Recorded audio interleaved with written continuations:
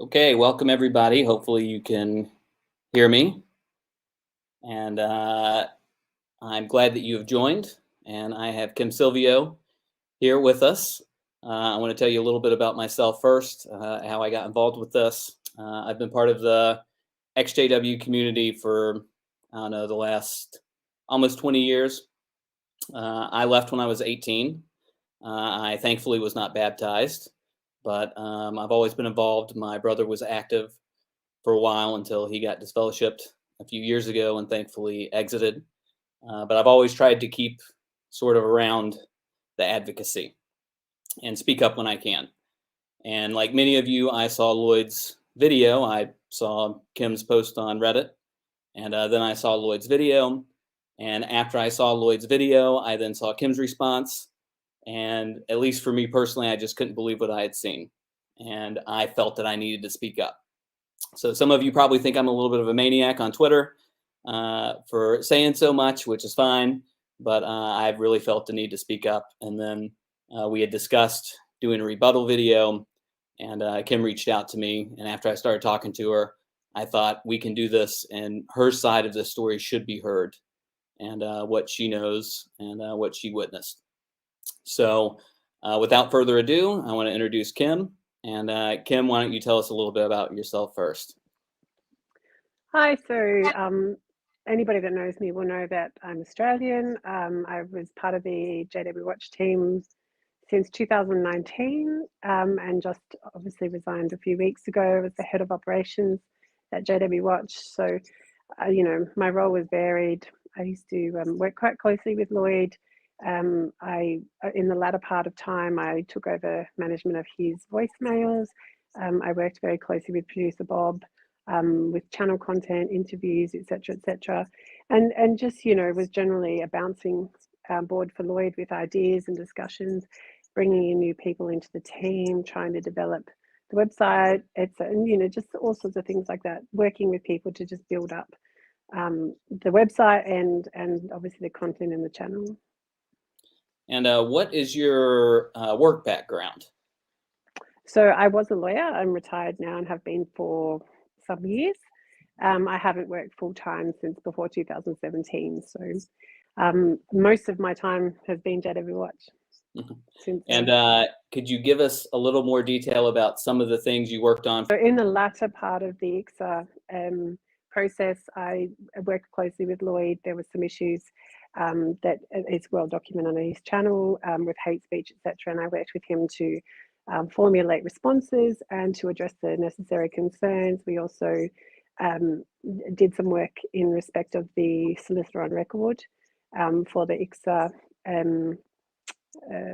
hearing, representing Jehovah's Witness Organizational Christian Congregation. So yeah, I did a little bit of that. I've also done quite a bit of work with supporting victims in Australia for the redress scheme, obviously keeping as many XJWs up to date with what's actually happening with the redress legislation, because obviously it is very important to people to see that some action has happened from a government.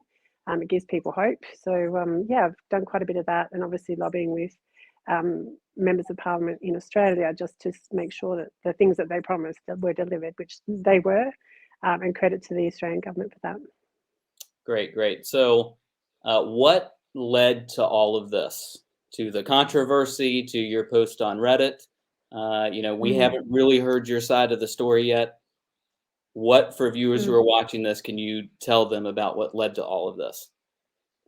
Yeah, so I think it was around about the 8th of December. I had a Zoom meeting, just one-on-one with Lloyd, and we just were chatting about, business-related issues. And at the end of the conversation, I just said to him, "Are you okay? And you don't seem yourself." And he was like, yeah, I'm okay.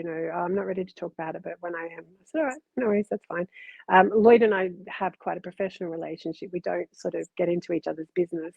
We're acquaintances, and I would say we are friends, but not good friends or close friends or confidants. Like we don't, I had absolutely no idea that when he said, "Oh, I'm not ready to talk," I had no idea what he was talking about. I'm not that au fait with his personal life. Okay, no worries. If there's anything, I offered to take on some of his extra bits and pieces, making thumbnails for his videos, things like that. Just, So whatever little bits. Yeah, your relationship is more of a business relationship Yeah, than it was absolutely. a friendship, personal relationship. Absolutely. And so, we left it at that. Producer Bob contacted me a week later and said, Lloyd's asked to have a meeting with us. And I said, oh, okay, well, you know what it's about? No. Okay, no. So we had a meeting with him, and which we did. We got to the meeting, and he disclosed to us, that there was issues within their marriage. He disclosed some of the content of his conversation with us last night, or when his live stream was. He told us that, and then he proceeded to tell us a whole heap of information without giving us notice or warning. And he did tell us what he said on the live stream. I don't need to repeat that. And other things, some things that issues were going on with he and Diana, which I haven't spoken about and won't be speaking about. He also talked about, he was trying to resolve it with her, which is their business. I'm not interested. And then in part of the conversation that he was discussing, of his interactions with Diana, he made a comment, and I won't speak the comment, but the comment related to the fact that he was engaging in prostitution and sexual activities with sex workers, and has been for some time, well, quite a number of years, on a regular basis. And he said it as if I hadn't known, that it was only that Diana hadn't known. And I'm sitting there thinking, hang on a minute, whoa, I was very shocked. And what I was more shocked about than anything else was that he'd said it in front of producer Bob, because by now everybody's very well aware producer Bob is a girl. She's my age. Well, I think we're 2 weeks apart. I don't know. We're in the same year anyway. Yeah. And, she does not have any real substantial relationship at all with him. And I certainly wouldn't call them friends. I would call them colleagues at best. So I was really shocked that he said that. It just came right out of left field. I had no idea, and he was just ranting and raving, and it was fairly evident from the content of the conversation that he needed to be apart. He needed some time away by himself because of the nature of what was going on in the household. So he then discussed going on a break, and that he was going to try and get away. I offered for him to come to Australia. Producer Bob offered for him to come to her country, and he said no. And that's when he, said that he was going to go somewhere else, and etc. etc. So conversation ended. There was a lot of information disclosed. I was in a lot of shock, as was producer Bob. We didn't speak for 24 hours, which is horrendously unusual. And so, after that we spoke, and Lloyd isn't aware of this, but at the time we agreed that we would see him through this crisis, and then we would resign from JW Watch, because we were absolutely not in a position to be able to support his work any further, knowing what we had known. But we're also very mindful of his situation at the time. We wanted to just try. I was very concerned for his brand at that point. I really hadn't had time to comprehend and really understand what we'd been told. So I just went into crisis management and just tried to do what I could do. And he had asked us during the course of that conversation to support Diana while he was away, which we did. And have continued to do until today. Contrary to what people believe or don't believe, I don't care. That is the situation. So we did that, and the rest is history, as you say. Yeah. And what was it that sort of triggered you to then go to Reddit and make a post? Because there's a lot of brouhaha over you going to Reddit and making this post. What was it that sort of really pushed you to do that? Yeah. So the whole time, from the time that Lloyd had said that he was going to Thailand, I initially had thought that was a good idea. Whether I'm naive or not, I don't know. But he was talking about scuba diving. I know he likes scuba diving. And I thought, that would be a good opportunity for him to just, have some time to think, on his own. And but very shortly, the conversation started, turning to things that he has disclosed, not me, activities, whatever. And I was becoming increasingly frustrated when he started to interact with people on social media, because I still don't think that he has an understanding of how much people think of him, and how much their emotions can be influenced by him. And I just felt that he was picking fights with people on the internet that were just not necessary. So many people had expressed support for him, both in the Patreon and in the subscribers. I just thought, what's wrong? Why are you behaving? Stop. And it's getting really tiring at that point. Yeah. I was just sort of, come on, Lloyd, like, stop. And so anyway, there was an issue. He had exploded on social media. I hadn't seen it. Another ex-JW from Australia had seen it, expressed concern. I went, oh, okay. So I contacted him. We had a chat. I said, come on, like, what are you doing? Like, what's going on? I spoke to him, and I'm by no means a mental health expert, and I'm not even going to pretend I am. But obviously I have lived experience with mental health, for those who don't know my story. And he was upset, and he was upset with the events that had occurred that day, and it had nothing to do with the ex-JW community. It had something to do with what he had done that day, and he wasn't happy with the outcome of the day. And I was like, well, come on, just think about the community. Again, I was like, come on, think about the community. You're upsetting people. And so that was it. I was notified the following day, because obviously really late at night in Australia, or not really late, but quite late. It was, and I'd had a bit to drink, I think, that night. It was New Year's Eve, I think. Anyway, so I went to bed, got up the next morning, found out what had happened. There was a suicide attempt on behalf of that person, and it really made me think. And P.S., he was still posting on social media, and it really made me think, enough is enough. This could happen to somebody. Like, somebody could be concerned about, him. People, when you've got mental health issues, you can really catastrophize very quickly. And if you think that, he can't do it, so they can't do it, it's a really serious thing. And everybody that knows or follows his work and has seen my contribution would know that I'm very passionate about mental health. And I'd had enough. I have had enough. He had been very difficult. I was sick of, trying to encourage him. And I said what I said. It's out in the public. I said it. I wrote it. And, my true intent, I was frustrated. I'm not going to lie. I was frustrated with him.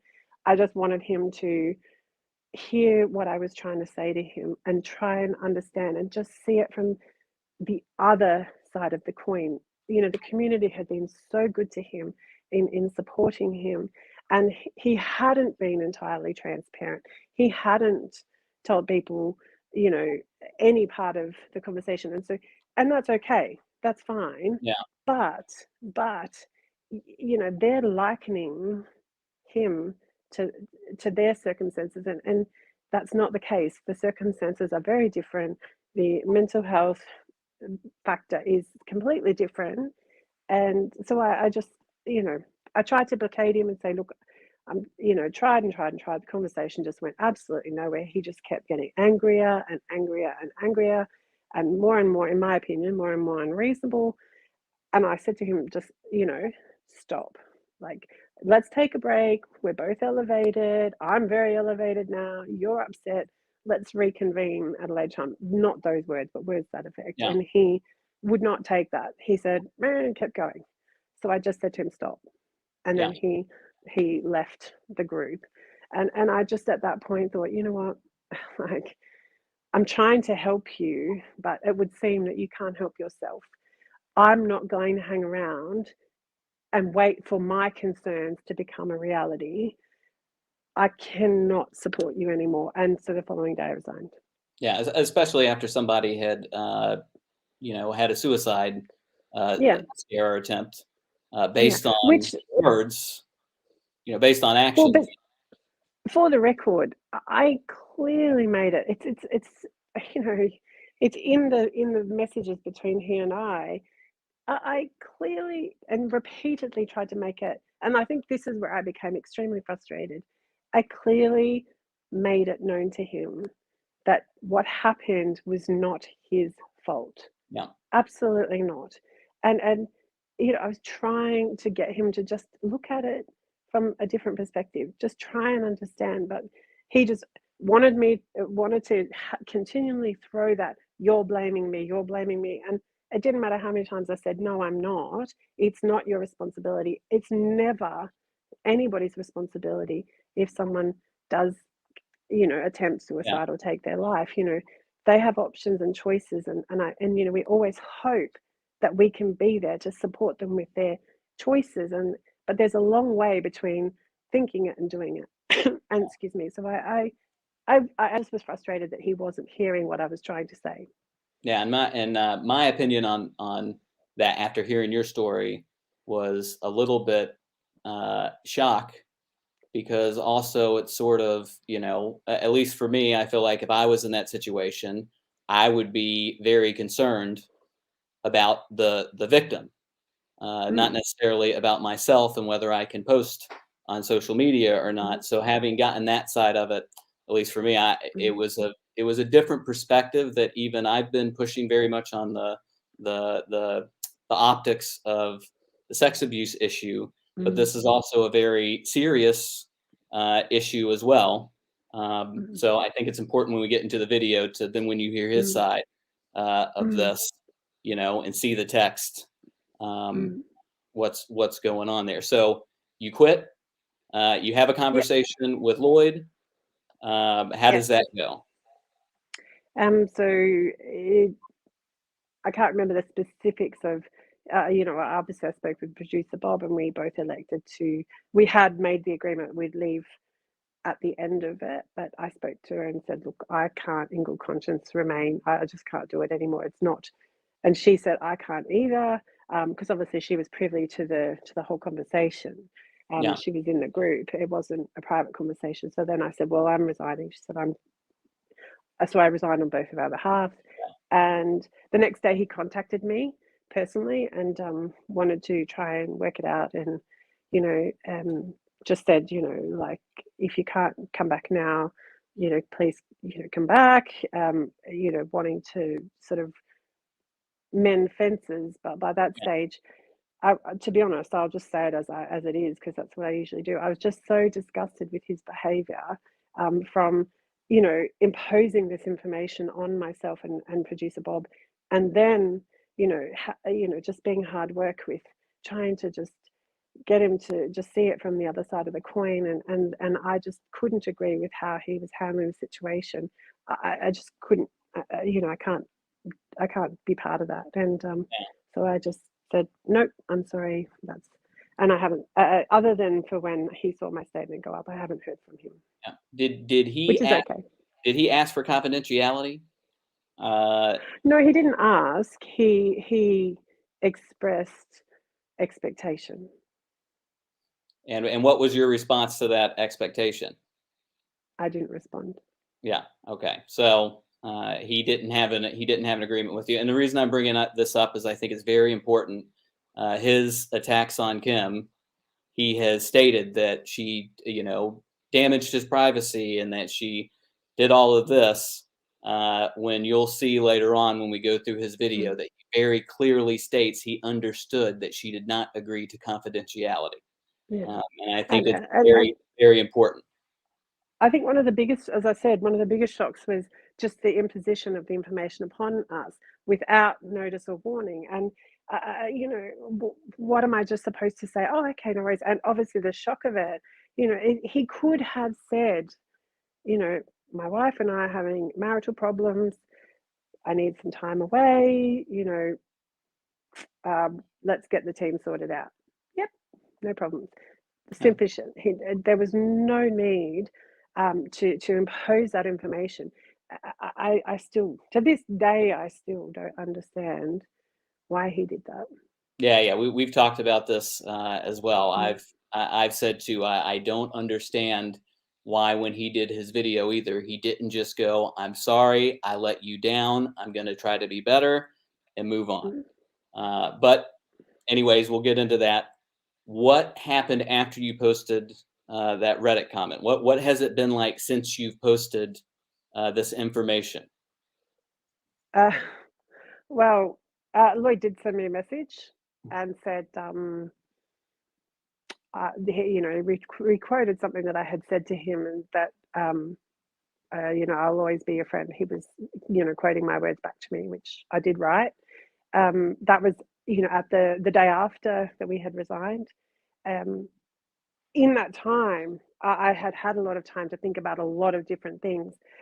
So when I did finally write my statement and I posted it with the full intention of just giving people the opportunity to have an informed opinion, and it was never to start a war or cause problems, or I've always been about giving people information and letting them make an opinion for themselves. And so for me, that was what I was doing. I was providing information and support. It obviously created a storm. People were saying, how do we know it's you? Blah, blah, blah, blah, blah. And I'm like, oh my goodness, okay, fair enough. So I'm trying to post a link of a video, and then they wouldn't open it because it's spam or whatever they said. And I'm like, oh my goodness, what do you want me to do? I can't do any more for you. I've said what I had to say. Like, what do you want from me? And they told me to post it on YouTube, which I don't know how to do, to be honest. And look, Lloyd knows that. I don't know. Everybody that knows me knows I've got technical issues. I know how to log on to a live stream. That's about the extent of it. I did work it out, put a message up, said what I said, and just thought, well, the information's there. You can make it as you do with it as you please. Make your own decisions. And it was just some of the things that I have been messaged privately on all social media forums that I have. I just was shocked. I don't watch them. I don't read them anymore, honestly. I don't go on Reddit. I haven't been keeping up with much of anything. A little bit of Twitter here and there, but really little, because some of the things that I've been called, I actually have to look them up on Urban Dictionary because I don't know what they were. But suffice to say, I've never been spoken to, or not spoken to, but messaged more horrifically in my entire. It actually shocked me that people had such a vile response. Yeah, and I think that's important too. Once we get into this video, I'm going to show you Kim's response to the video, and you can judge for yourself on her video, and then you can see what Lloyd implied later on. And many people have said that you were trying to destroy him and all this, and you can judge for yourself based on her video. So if you're ready to start, we can get into this. I know we're already 30 minutes in, so we got a long ways to go. We wanted to try to keep this as short as we could for people watching this, but we're probably going to have another hour to go, just so people are aware. This video is being recorded, so we will put it on a YouTube channel. I also want to say that it is going on an alternate YouTube channel that I own. This is not for any self-promotion. This is not to raise funds for anything. If you want to donate to a charity that helps stop child exploitation, I suggest donate to that charity if you want to show your support. One other thing, this is not to vilify sex workers. This is not to vilify people who may go to regulated legal sex workers. This isn't anything like that. This is just showing what Lloyd said and then talking about the facts and the issues of what he said. So if you're ready, Kim, we can get started and go through what he said and get your responses to some of this. Yeah. Okay, so two things. I have edited Lloyd's video for time. One of the things we're staying away from, he talks a lot about feeling suicidal, about his mental health. We did not want to touch that because mental health is a very serious thing. This isn't about trying to throw accusations if he had mental health issues. We very much believe that he did. This is just more about some of the other things that were said. So that has been edited out. You'll notice that some things I've rearranged, some things just to call back what he said earlier. But I tried to, as much as I could, to allow there to be context in what he said, and it follows the linear timeline of what he said. So we'll start with Kim's response first, and then once we get into it, we'll explain why we started with the clip that we did. So let me share my screen here. And hi everybody, Kim Silvio. So I'm here. I apologize the video took so long. I've got technical issues. Look, do I want to post this? No. Do I want to talk about this? No. Do I want this to be true? No. But the fact is, it's true. I can't understand why anyone would even think that I would make something like this up. I do have proof. Lloyd knows I've got proof. Lloyd knows that I've posted it. He's contacted me and he's obviously not very happy. But the truth is the truth. If you want to be a subscriber of him, go right ahead. If you want to be a patron, go right ahead. If you want to be a subscriber, go right ahead. If you want to join the JW Watch team, go right ahead and do it. But I want people to know that that's the situation. That's what he's spending his money on. You guys are supporting his work. I'm going to leave it to you to make the decision if you're happy to continue to do that. Can't make it any more simple than that. I'm not commenting on this post anymore. Said what I've got to say, and I'm just going to leave it with you to all make your own decisions. Take it easy. Bye. so that, to me, at least, does not sound like somebody who is trying to destroy somebody.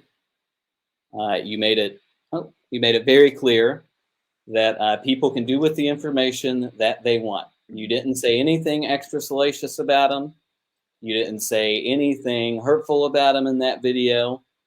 All you said was, do with this information that you want. That's exactly right. Yeah, and before we get into Lloyd's video, there was another question that I just wanted to ask you, because in our conversation before this, I thought it was important.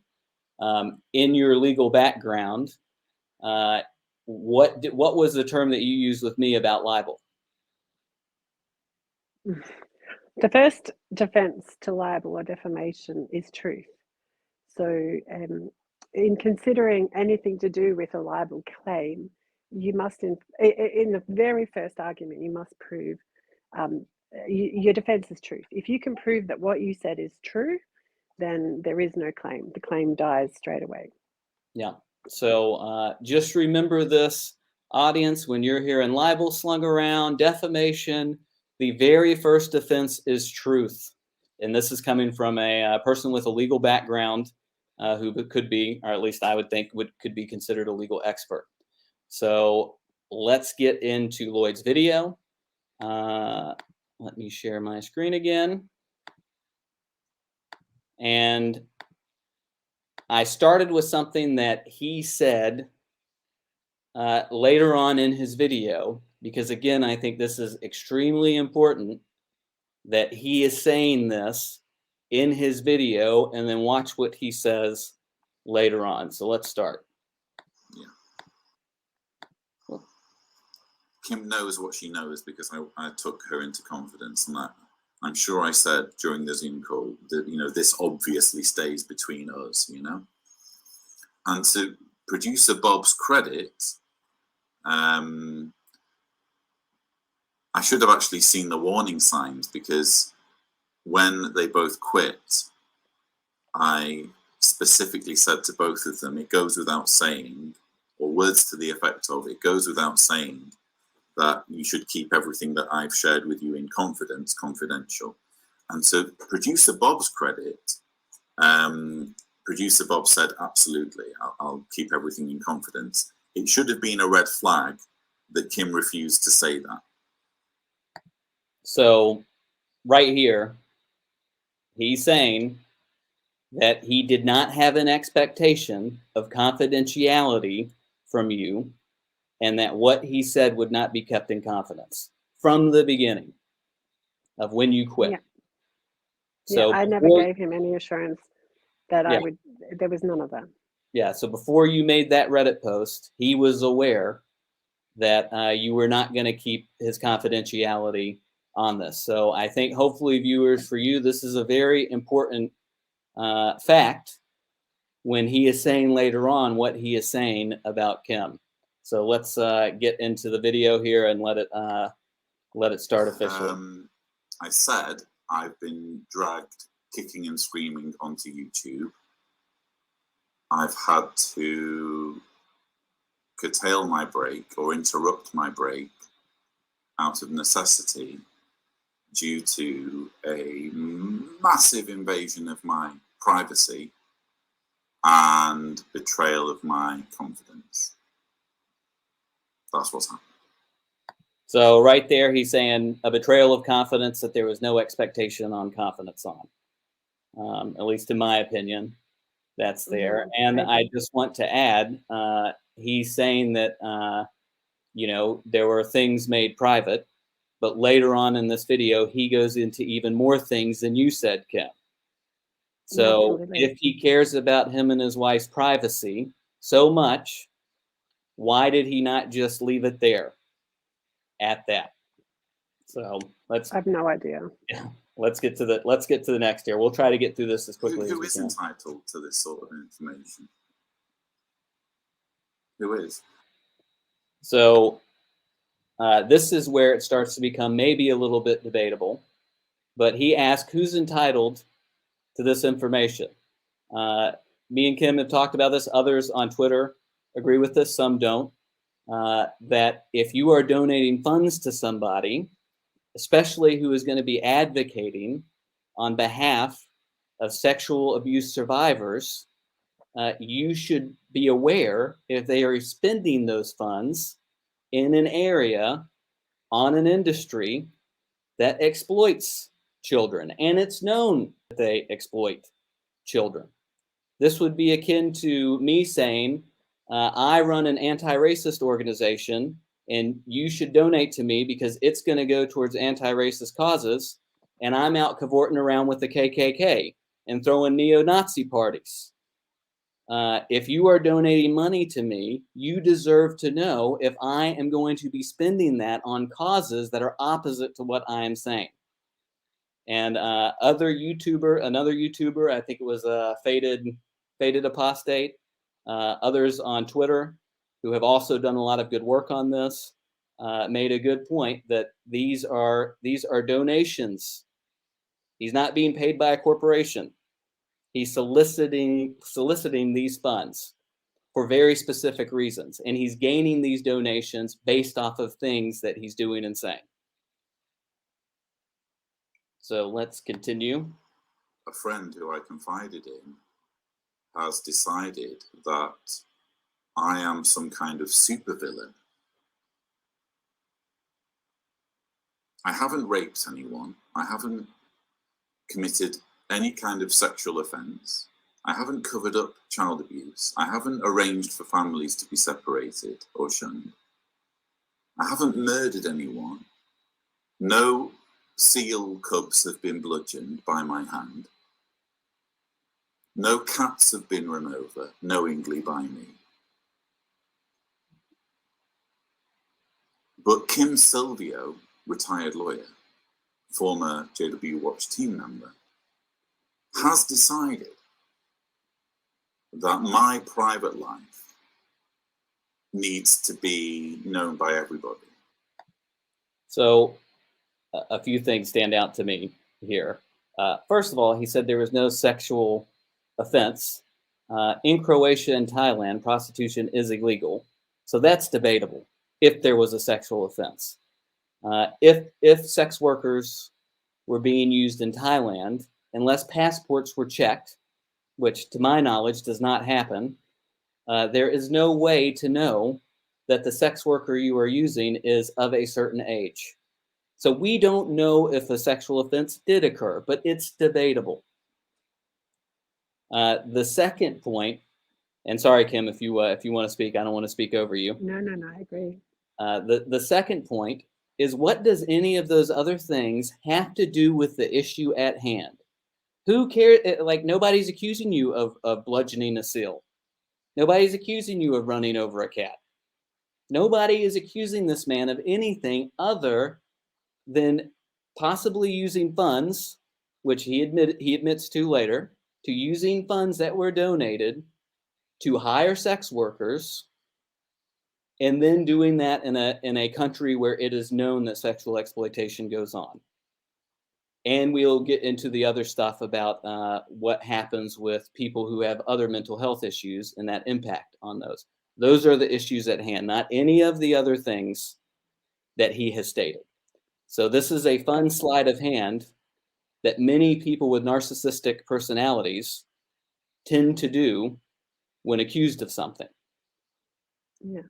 And if I can just say, it's my personal opinion that I was so confused when I saw that. I thought, what are you talking about, Lloyd? You know, I don't even consider you a supervillain. That was not any of those things. And for me, it's a massive case of distracting from exactly what I actually want to talk about. And it's not the first time I've seen Lloyd do this, by confusing the issue and stirring up emotions. And yeah, he didn't do it. Oh, she's wrong.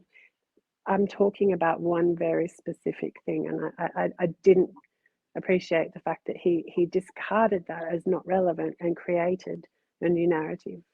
Yeah, and he'll read your post on Reddit later on, but also your response. At no point did you call him a supervillain. At no point did you accuse him of anything, you know, terrible that he sees in his eyes. All you said was, "These are the facts. Do with them what you will." Mm-hmm. So let's make an informed decision for yourself. Yeah, which is also what we're hoping you seeing this will help you do too. Make an informed decision on this matter. I'm not going to lie, viewers. I can't imagine feeling that much different if my home had been burgled and I'd been held at gunpoint while my personal possessions were rifled through by total strangers. I can't imagine feeling that much different than I feel now. It's the feeling of being abused. For me, abuse, and I'm not talking about child sexual abuse, that's something completely different, but in its purest form, to abuse someone is to do something to them that they absolutely don't want you to do, that will have far-reaching implications on them.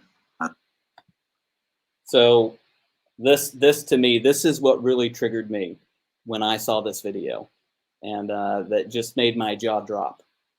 That he could claim that somebody shining a light on his very real actions that hurt people, that hurt his wife, that likely will hurt his kids, that hurts this community, makes an analogy and says that he is like an abuse victim. Because abuse victims, it happens when they have to face up to something and they're held to account. Imagine using this on a rape victim if you're the rapist. Going, "You told on me," that's abuse. Because now I have to live with this. And I don't want to get too emotional. I want to try to stay as even killed as I can to not push people to one way or the other. But to me, this disgusted me to no end. And especially as he claims to be a advocate of people who are abused, to be able to make that comparison. This is what really set me off and what sort of got me on my crusade, was that comment right there. Because I still just can't believe it when I watch it. And I don't know if you have any comment, Kim, but we can move on if not. No. All right, let's move on. So, again, this is all stuff that I shouldn't have to share with anyone. I'm not in a judicial committee meeting. I'm not sat in front of 3 elders. It's nobody's business.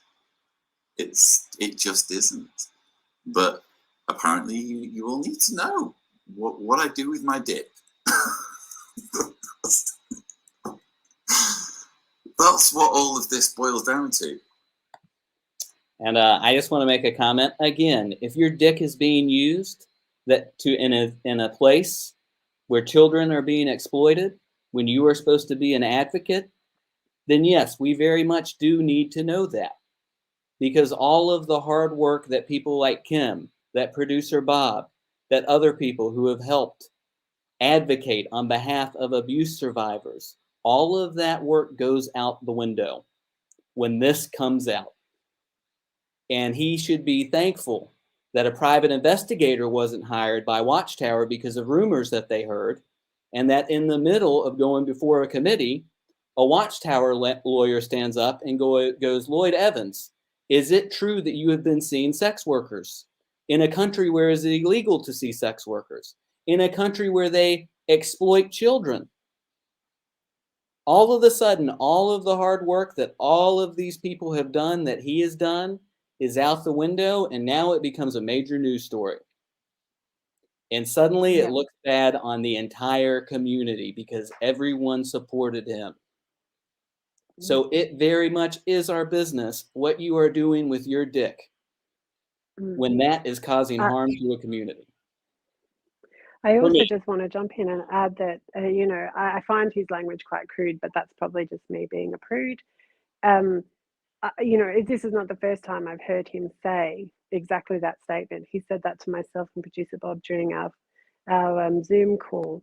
And he was referencing a conversation he'd had with his wife. And he also said the same thing to her, that he wasn't before a judicial committee when she had made inquiries as to the circumstances of what had occurred. And he said the same thing to her. And so my biggest concern is that he has no regard or consideration for the consequences of his actions, or, you know, just exactly what he was dabbling in, and the potential that you know, these people could be vulnerable people. They could be trafficked, they could be minors, they could be, we don't know.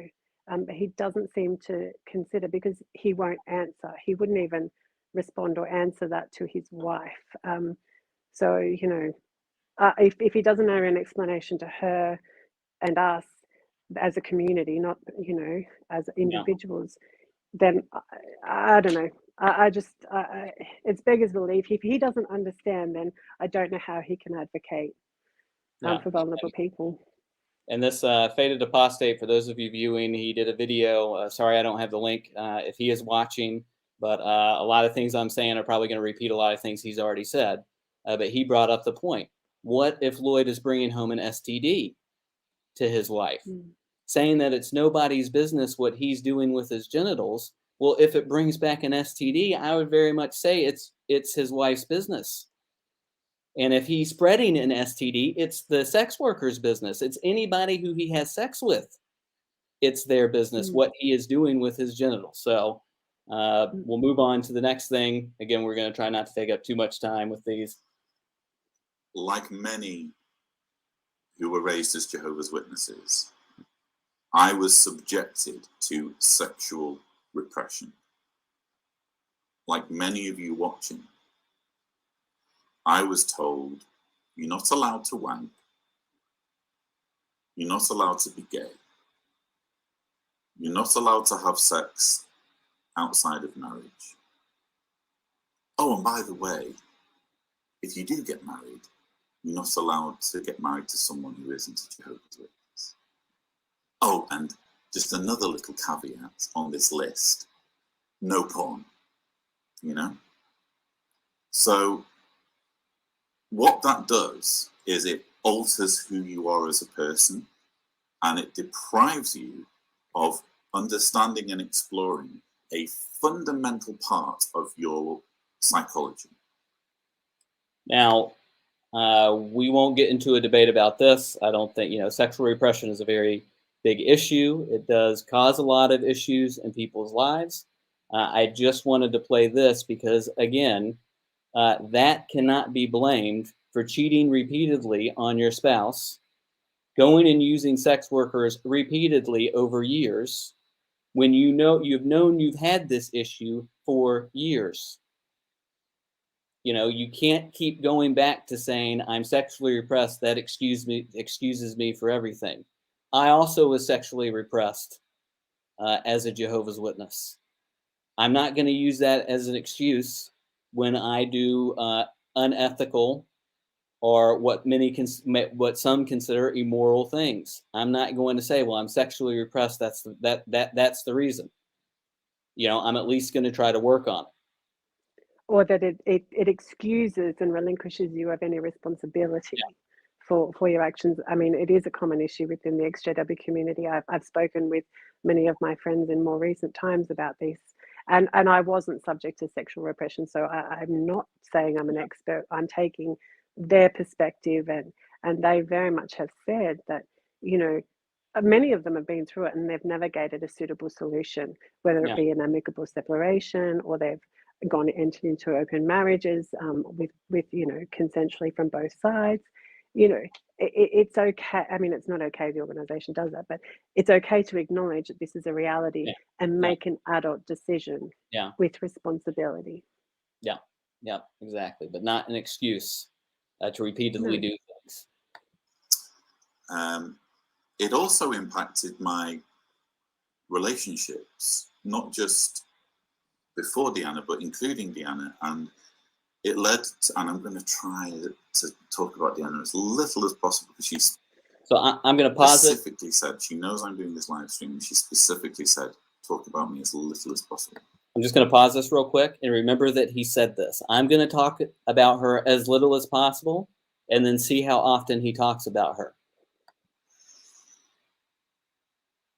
But it led to Deanna and I getting married, knowing not as much about each other as we probably would have liked to know now.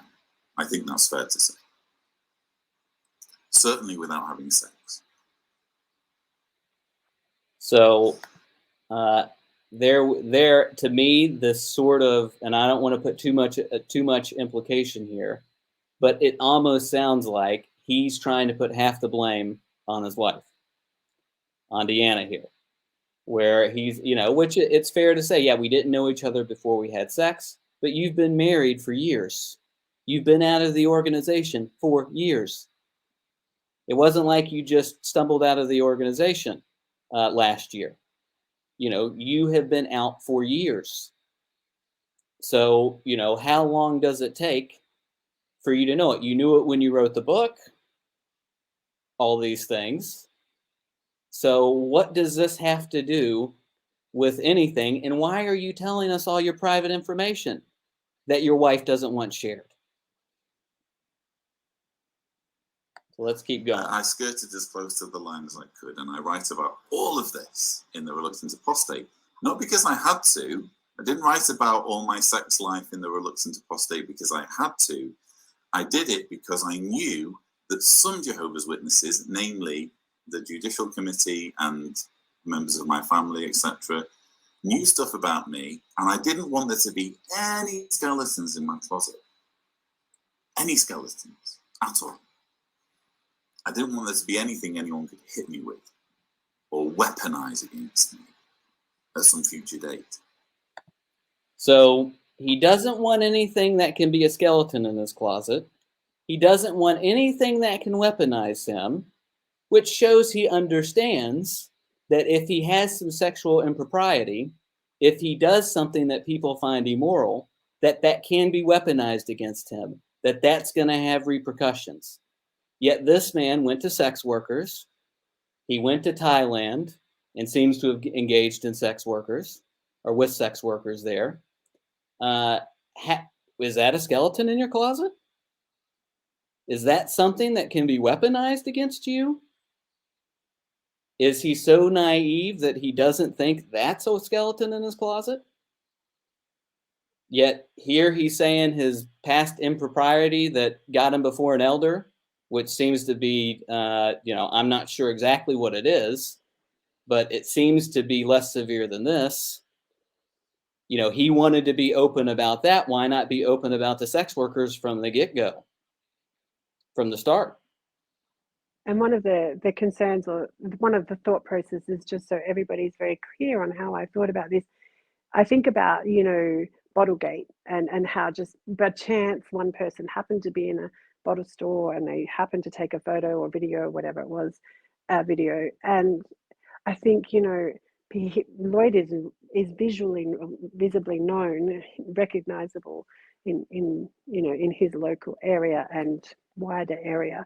What happens if an elder had seen him entering a premise and snapped a photo or a video, or I thought about that. Is it possible that somebody could find out, or is it, if it stays with me, is it unlikely that anyone would ever know? And I can't, that's just part of my thought process. And that's a very real risk. He could have been exposed at any time. Yeah, exactly. Let's move on. And I talked about the fact that when we moved to Croatia, it was because Diana had discovered me chatting with girls online. Mentions Diana again. When I say girls, I mean women online. And it led to a situation where, our marriage was in turmoil, and we decided we wanted a fresh start, and we moved to Croatia. And it was moving to Croatia that led to me waking up, because I was disconnected from the constant flow of propaganda due to the language barrier. And the channel I have, if you think about it, ironically, the channel is here. The channel exists, and Lloyd Evans as an activist exists because I am seriously messed up sexually. So he admits that he's had this issue.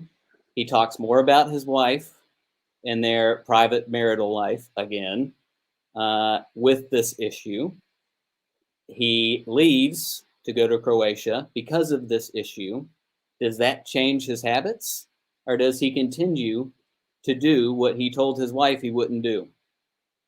And I don't want to get too much into the personal stuff, but these are where the contradictions just start adding up here for me. And I would just like to add that I feel like that's a little bit of, I don't know what the term is, but I mean, it's very clear. And as a consumer of his product for years, an extensive consumer, I think it's just a bit of an excuse to say, oh, it's because of sexual repression that my channel exists. That's rubbish. It's because of shunning predominantly as his first, and it's because of other things. Shunning is the main reason for his channel existing. I've never heard him say once, I started activism because of sexual repression. If I'm wrong, then I will stand corrected, but I'm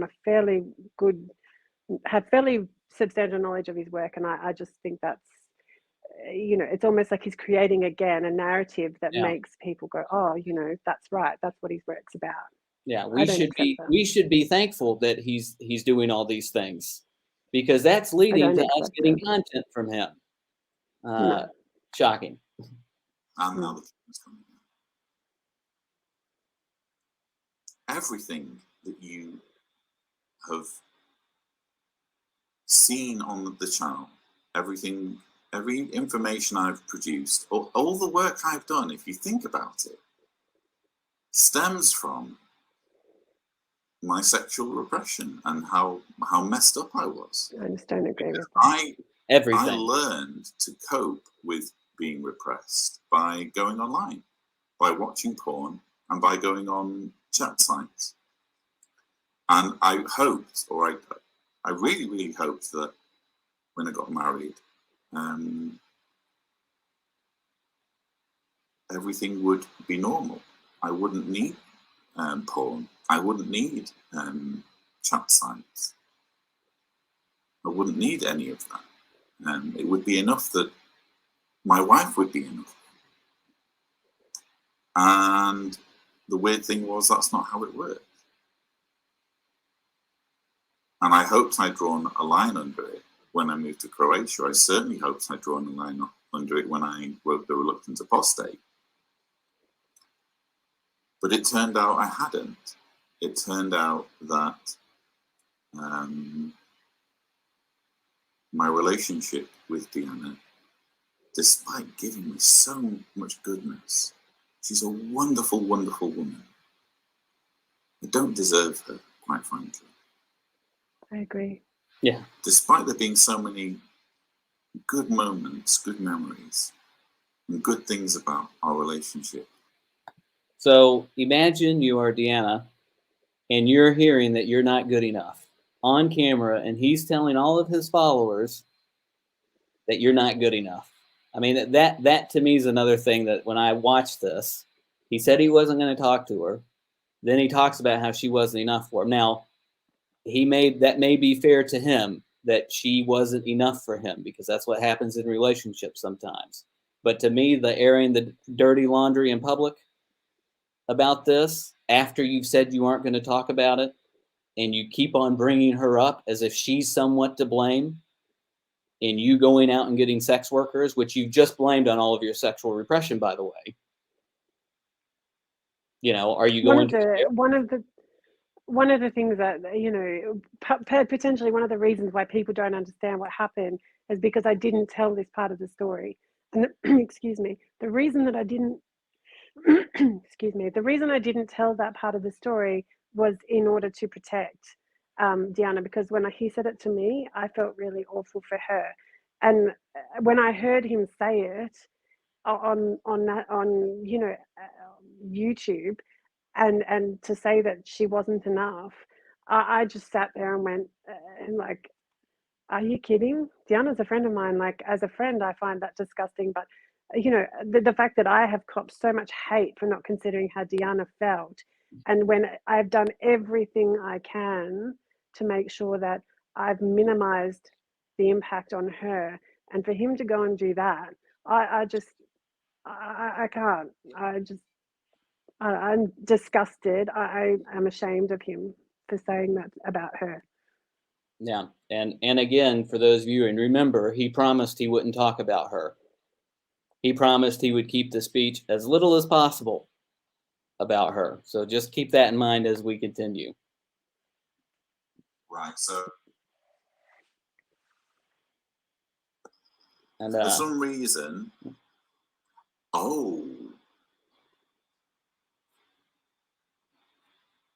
wonder if it's been tampered with. Because someone else has access to my StreamYard. So just to give a little context to this, he was going in and out. He was having technical issues.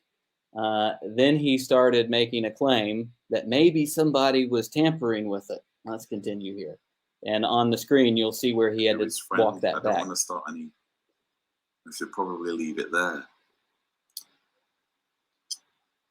I'd love to know what was causing that mute issue. Now it's stopped. Now, since I've floated the idea that someone who has access to my StreamYard and is friends with Kim might have been interfering, it's mysteriously stopped. Isn't that interesting?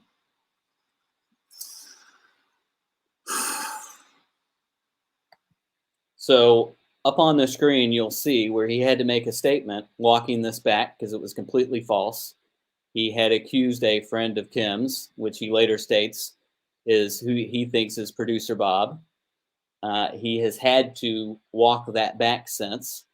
And if you'll see, he had no evidence that this happened. It was false, what he said.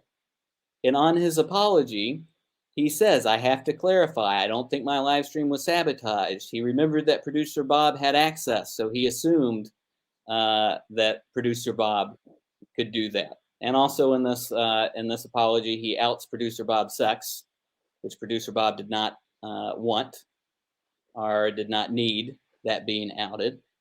But on number 2, you can see for some reason he decides to add that he's been informed that producer Bob was very much involved behind the scenes in orchestrating and supporting the sharing of private information about his life, despite her personal assurances to the contrary.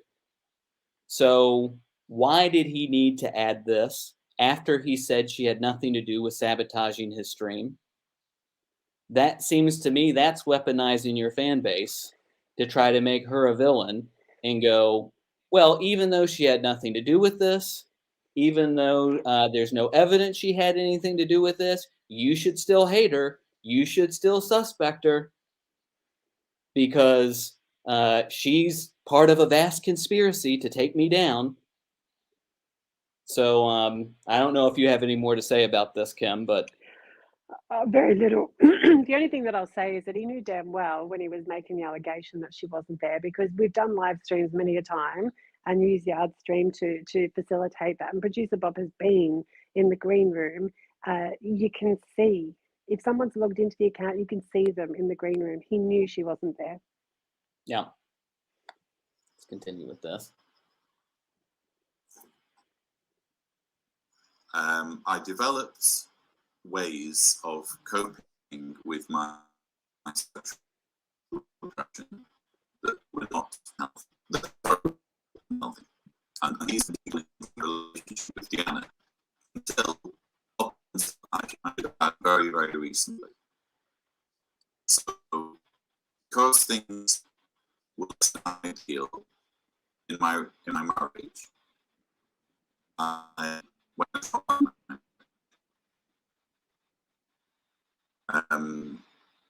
who with is, again, none of this is anyone's business, but there were no affairs, there were no, because I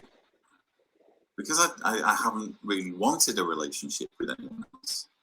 I haven't looked for one, but I have looked for sex. So I think many would consider sex an affair. I think this is a little bit. He tends to have a habit of using a bit of doublespeak, of going, well, I didn't have an affair. All I did was have sex with women. I think the majority of people would go, that's still an affair. Some people think kissing is an affair, is an infidelity. I also want to point out that, again, he shirks responsibility. He claims that he claims before that when he moved to Croatia, he knew he had these problems. Did he work on the problems? It seems, based on what he's saying, that he didn't, because he only copped up and owned up to it when he got caught, which was very recently. Mm-hmm. So, this is another bit where it seems like he's trying to divert attention away from him and blame anybody for his actions but himself. But the audience can be the judge of that. So, anyway, all of this came to a head recently. The situation, now my camera stopped. The situation came to a head very recently when Deanna made a discovery. It was actually following my trip to Austin. I wasn't unfaithful in Austin, but I did. Deanna did see some pictures that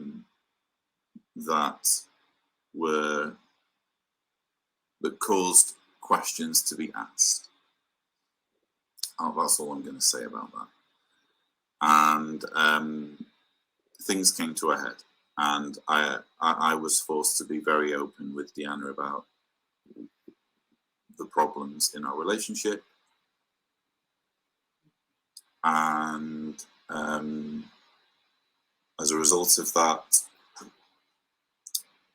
I came to the realization, as I said in my taking a break video, that my life just isn't working, because everything was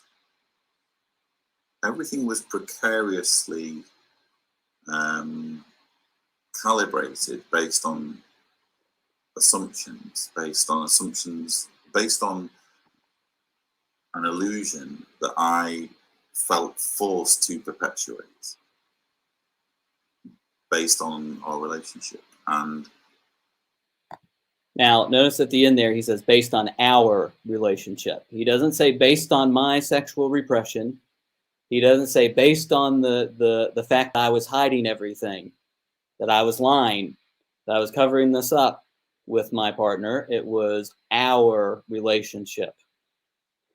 And I think that's telling, that at the end he says this problem was because of our relationship, not because of him.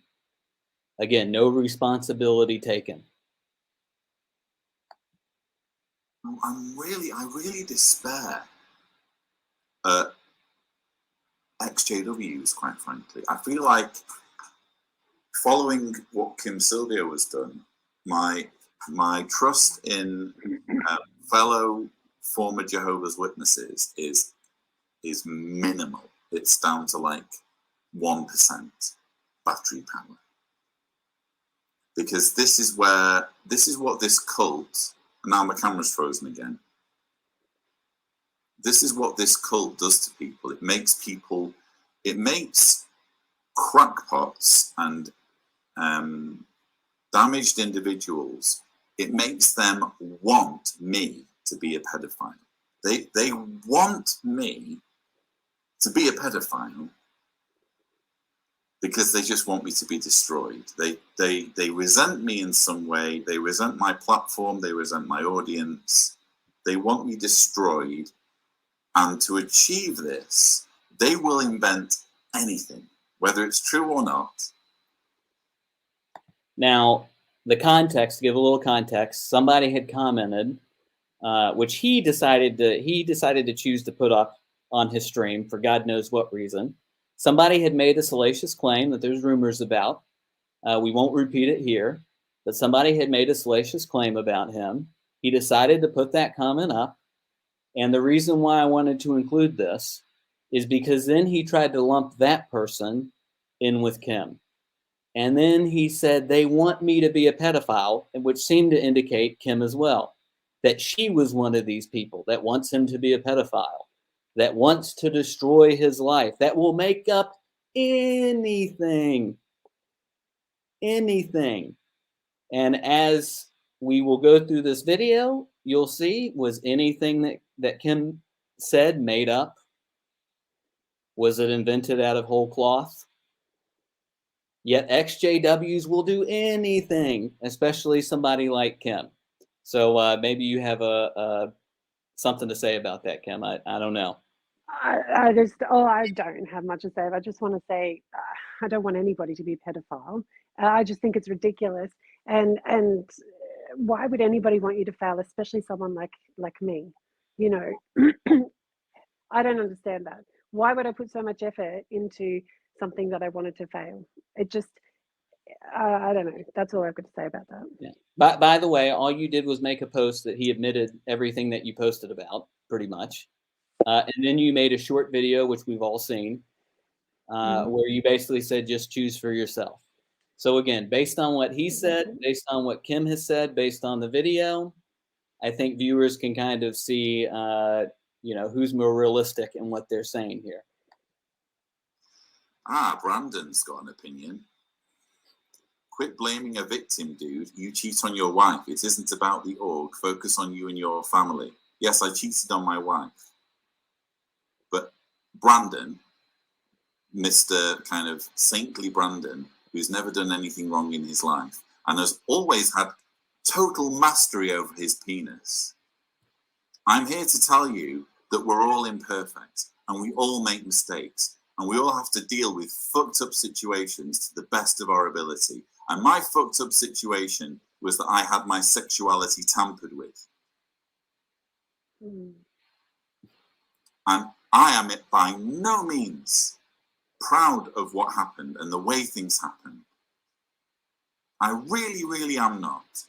I hate that I hurt Deanna. I hate it. And I'm not playing the victim here. This is purely about setting the record straight after a friend has betrayed my confidence.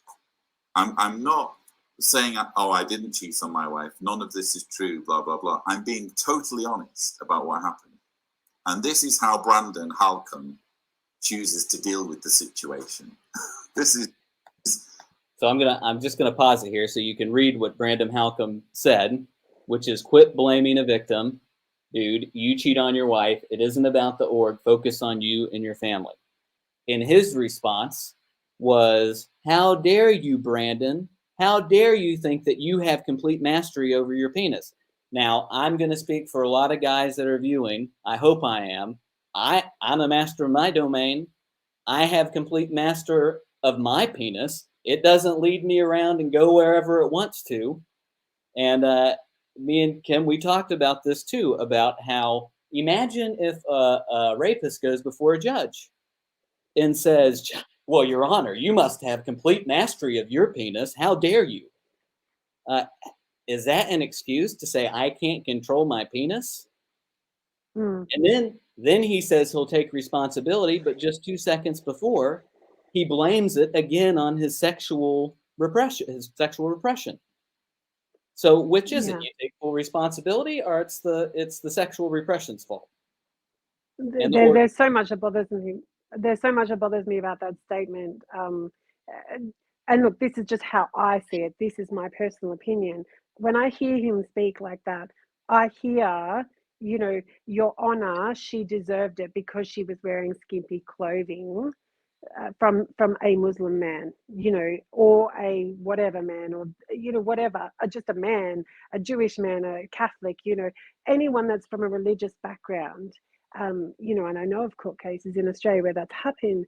That's what I hear, and I'm like, if that's not victim blaming, you're not responsible for your behavior because you were sexually repressed, or because you're in an unhappy marriage, or because you're in a dysfunctional marriage, or whatever the case may be.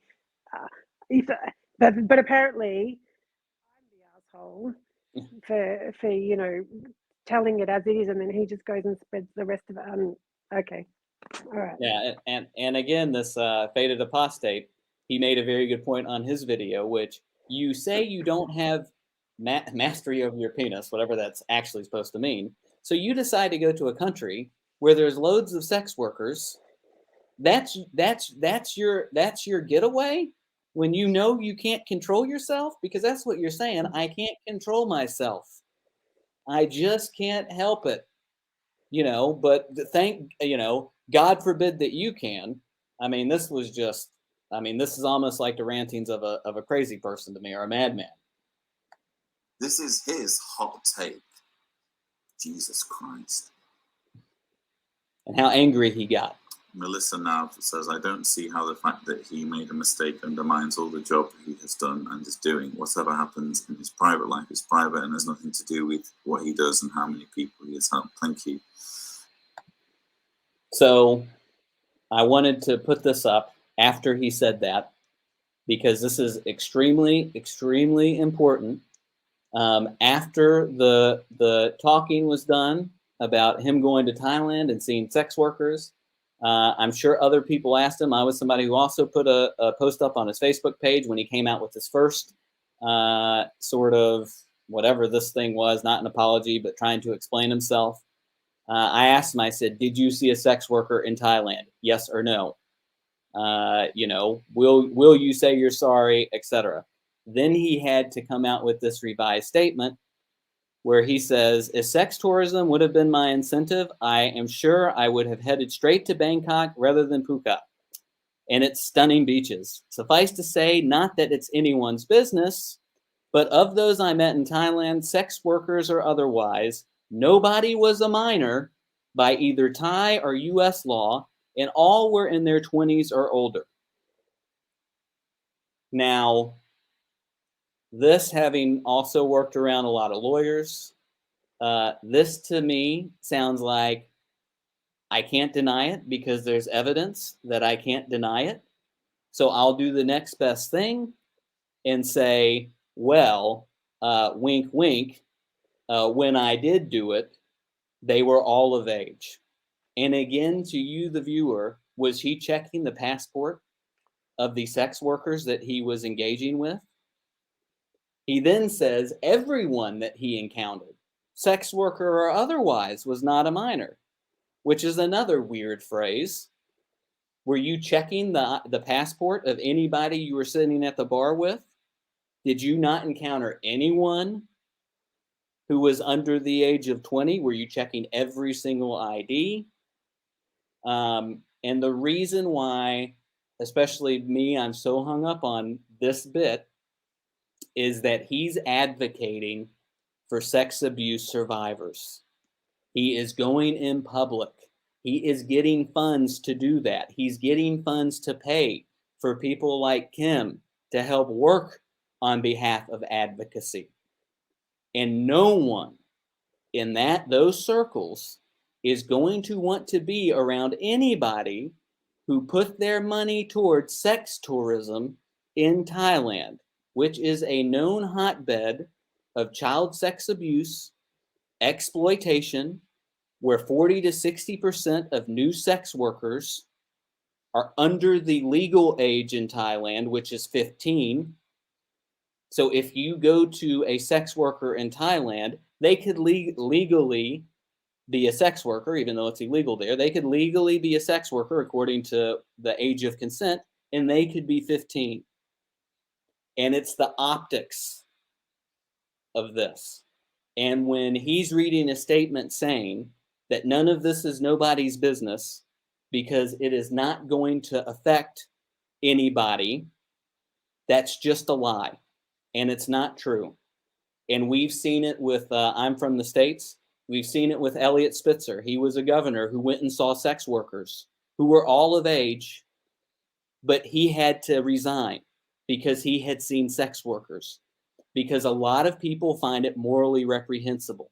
That's just the normal, that's just your regular person. But if you are a sex abuse advocate, it's even worse. And again, what happens if this comes out at a public hearing where he is giving testimony on behalf of sex abuse survivors? How are they going to feel? They're going to feel betrayed. And sorry, Kim, go ahead. You can interject. I was just going to say that, and how much more damaged, upset would they feel if they found out, that down the track this happened, and the first question they asked was, "Did I know?" Yeah. Yeah, I did. So I then become, a party to the proceeding, and I can't. My conscience couldn't live with it. And for whatever, I've copped a lot of abuse, and this is some language. For whatever, I cop, I'll take that because my conscience is clear, knowing that I did the right thing by saying this is not okay, and clearly he's not taking responsibility for his actions, and I'm not going to be the person that says yes, I knew. Yeah, exactly. Fantastic point. So so anyway, long story short, I have this kind of crisis where everything that my life is suddenly in doubt. And I don't know what's happening with my marriage. I don't know what's happening with my family. And I need a break. And I said, and it's true, for mental health reasons. And I also said in the video, please don't go thinking that this is just about Lloyd making lots of propaganda videos and it's worn him out. That's not the reason. That's what I said. Yeah. So to the extent I've been scrupulously honest with everything that I've said to everybody. I just haven't shared information that's nobody's business but mine. They call it lying by omission. Yeah. At the time all of this happened, specifically on, I think, the 16th of December. I'm just going to pause real fast because he just said he's been scrupulously honest with everyone. He's been completely honest with everyone. That's going to play a factor a little bit down the road. Remember, he said he's been scrupulously honest with everyone. I had a a Zoom call. Can you even hear me? A Zoom call with two JW Watch team members, neither of whom are any longer with JW Watch. One was producer Bob, and the other was Kim Silvio. And I shared everything that I've just shared now with them. I told them everything that I've just told nearly 2,000 people who are currently watching this live stream. Deanna and I are having massive problems. It's caused by, sexual incompatibility issues due to the fact that we never, we've we've had problems in that area. Not his fault. That again. have come to light due to the fact that I've been unfaithful and Deanna has found out. It isn't because he's been unfaithful, it's because so she found out. We had all of that conversation, and I was really touched. That both producer Bob, I've got to be very careful to call her producer Bob and not use her real name. Now, Why? Yeah, why? And why did you say the sex? Bob is a very asexual name. If you've got to be very careful, wouldn't you just say producer Bob? But why have you got to be hard? Why have you got to be careful to say producer Bob? You know, you're not careful to say covert fade. You're not careful, you know, to say Miranda Asher. You're not careful to say producer Bob any other day. Why do you need to be careful now? Yeah, it seems a little bit like that. I may out you. It's hard to say, but that's what it seems. I could see it being viewed that way for sure. And I understand there's documented evidence from the archives in the ex-JW community that has happened previously. And I would sincerely hope that history is not repeated. Yeah, so if you are a physically in, mentally out Jehovah's Witness currently, just think about that he has outed other Jehovah's Witnesses, that he is saying he's got to be careful to use her real name, to not use her real name, even though he's called her producer Bob over and over and over again. That, you know, is this the person that should be representing this community? I mean, it's a very serious thing here for people. And it would be a very unfortunate day if that ever happened. Yeah. For reasons I won't go into, I decided that I needed to go away by myself and figure things out and figure out what I wanted. Quite frankly, I wanted to know whether I could be by myself. Now, let's pause this here. This is the message that he sent you, Kim, as to why he was going there. Yes. And he's just said he was going there to get away, to see if he could be by himself. Now, I asked the viewing audience, if you've been caught by your wife using sex workers and you need to get away because you're going through mental health issues, and you've just said that you can't control yourself around women or whatever, why would you go to a country, to a city that is known for sex tourism, that is known for sex workers, if you have to get away and be by yourself due to the fact that you were busted with sex workers? I mean, things just do not add up with this. I wanted to know whether it was even possible for me to exist without my marriage. Now the camera's cut out again.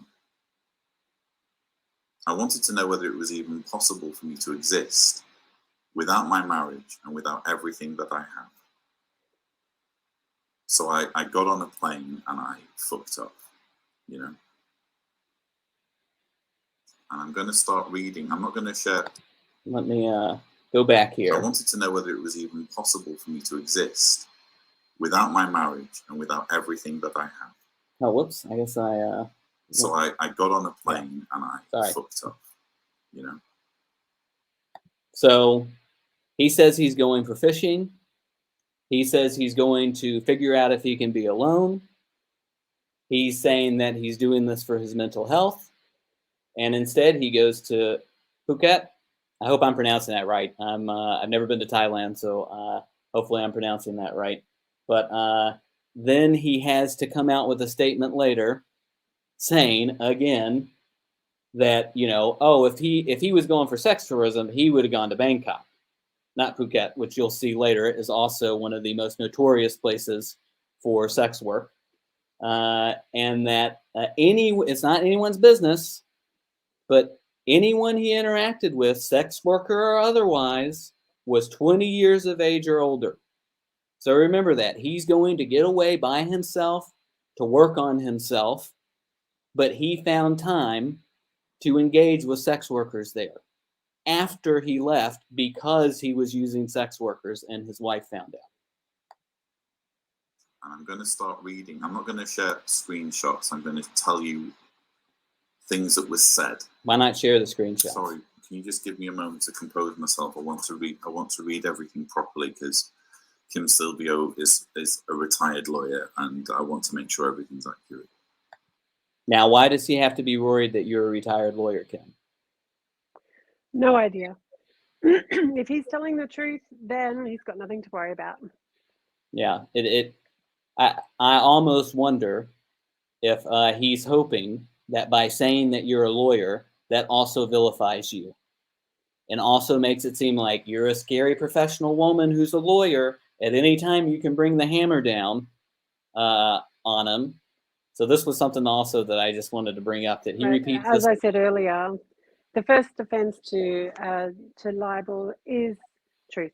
So if he's telling the truth, he has nothing to worry about. Yeah. 2nd of January, I think this was. By the way, I'm going to bring my I'm taking a break video forward so it plays about 4 hours from now. It was going to go up later, but I want to see the first few reactions before I sleep. Kim Silvio, okay, thanks for the heads up. I'm sure the reaction will be much like the Patreon reaction. To which I replied, I hope so. The patrons have been amazing. So have you. I'm so moved by the support. To which Kim Silvio replied, and reading this, it just feels like the knife being twisted into my back, but I want you all to have the context. I've always told you that your work means so much to people and that your work is an amazing legacy, making your life and contributions so worthwhile. I hope this experience has cemented the fact that people appreciate you and what you do for others. Life is never perfect and we can never have exactly what we want. You have helped so many to improve their lives. I'm sure your audience will be happy to give you time to reflect and sort out the areas of your life that you would like to improve. So this is the sort of language that Kim Silvio was coming out with. I'm going to say weeks, days, if not weeks, after I'd shared everything that I've shared with you. And in the aftermath of my darkest time on this planet, when I really, really did feel like, that life is completely pointless, which I still grapple with, to be honest. Now, It's going to stop in a little bit, but I just think this is a good place to pause here. You said that you were trying to be supportive. Yeah. That does not matter in any of this. No. What he is saying, what he's saying is that abuse victims, other people who see things that are wrong, they're not allowed to change their mind. You have to be loyal to the leader, and you are not allowed to change your mind. Yeah, that's definitely a potential. What I will say about this is that there's a lot more to that part of the story. Excuse me, my battery's going flat. There's a lot more to the story that I can't divulge in respect of that particular matter, and the context of what I was saying about, making the necessary changes in his life. I can't comment about that because that would breach Gianna's privacy, and I'm not going to do that. What I will say is, and I stand by the comments that I made in the first place, the value of his work is incredible. I'll never, ever, no one will ever change my mind or tell me otherwise. And I respect everyone's right to believe whatever they want, but that is my opinion. And I was hoping that he would be able to make the changes that are necessary for him to, to have a valuable contribution in the future that's, free of that question. Yeah. But I'm not going to comment any further than that. Yeah, and he also before talked about how his Patreon campaign did great when he announced what was going on. So he was accepting funds based on people thinking you're going to get away, you need a break. You know, Faded Apostate in his video said something very good again, which is if he would have been scrupulously honest to not have any skeletons in his closet, and he would have told his viewers, I'm going to go to Thailand and I may engage with sex workers there, would his Patreon campaign have been nearly as good? If he was going to be scrupulously honest and not have any skeletons in his closet, would you as a viewer who donated money to him have donated money if he would have said that? That's what viewers need to ask themselves. So I replied to that last message. I want to believe that, but I'm also mindful that I'm in a community of people who are trying to leave behind an incredibly judgmental mindset, and some will do so more successfully than others. For example, right, full disclosure, I was pissed at Javi for going quiet on me during this period. I don't even know why I brought this up. Javier Ortiz is basically my best friend. And for whatever reason, he kind of went quiet during this whole period. And it perplexed me. So I bitched about him a little bit. But I just want to say, for the record, he's since been amazing. Okay. So, but at the time I wasn't happy. For example, Javi doesn't know as much detail as you both, but he's been very sporadic in whatever interest he's shown in my situation. I sense I'm letting him down in some way. I'm sure if that's the reaction of what I assume to be a close friend, others will be similar. To which Silvio replied, the community doesn't need to know your personal business. If the public knew the conduct of some lawyers and barristers I know, there would be a public hanging in Martin Place. The only people and opinions that matter are yours. Deanna's, Jessica, and Julia. Javi may just be processing what you've told him and may not know what to say.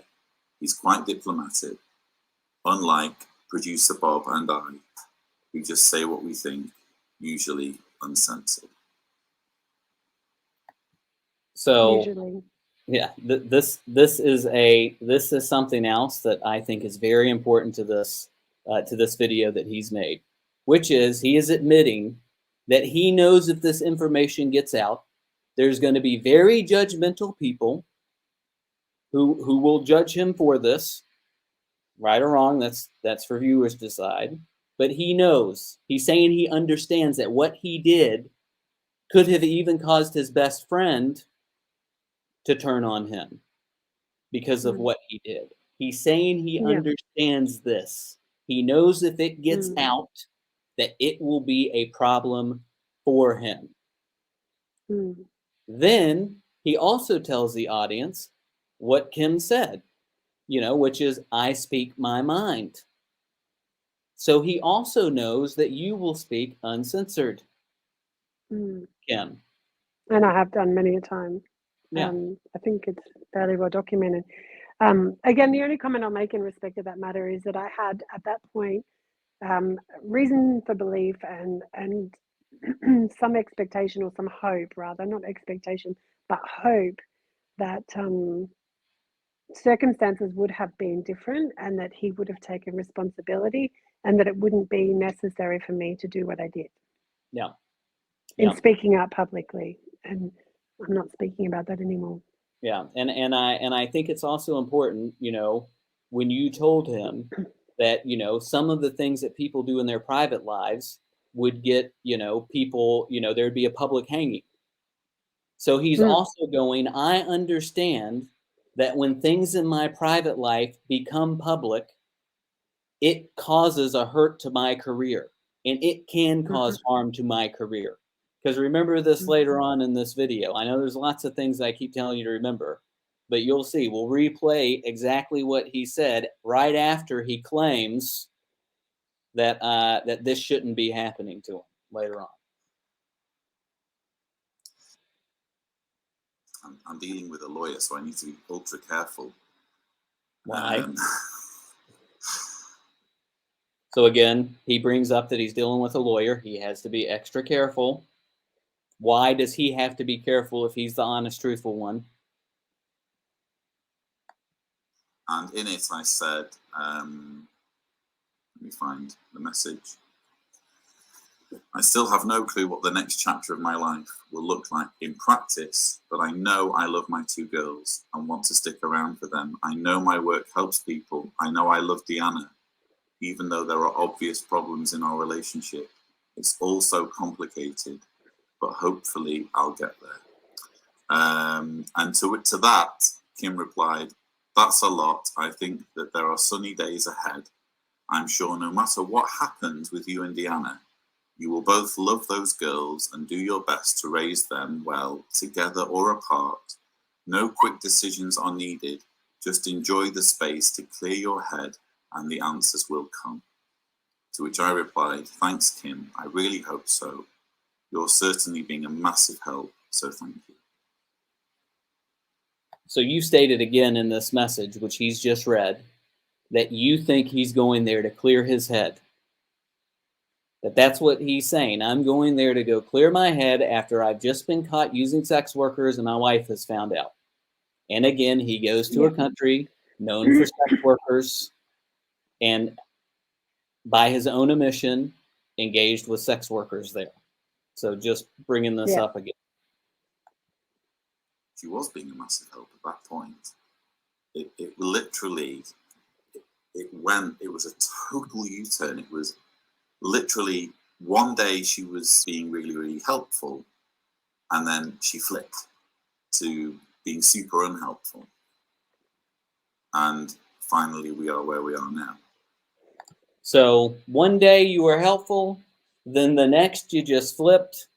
Dr. Jekyll, Mrs. Hyde, just sudden. He doesn't know why. He has no clue why. Now watch what happens just about 20 seconds later into the video after he has said this. Where it all changed was when, and I'm not going to name him, but there was an individual who attempted suicide. So he literally says, one day there was just a turn, a U-turn. I don't know what happened.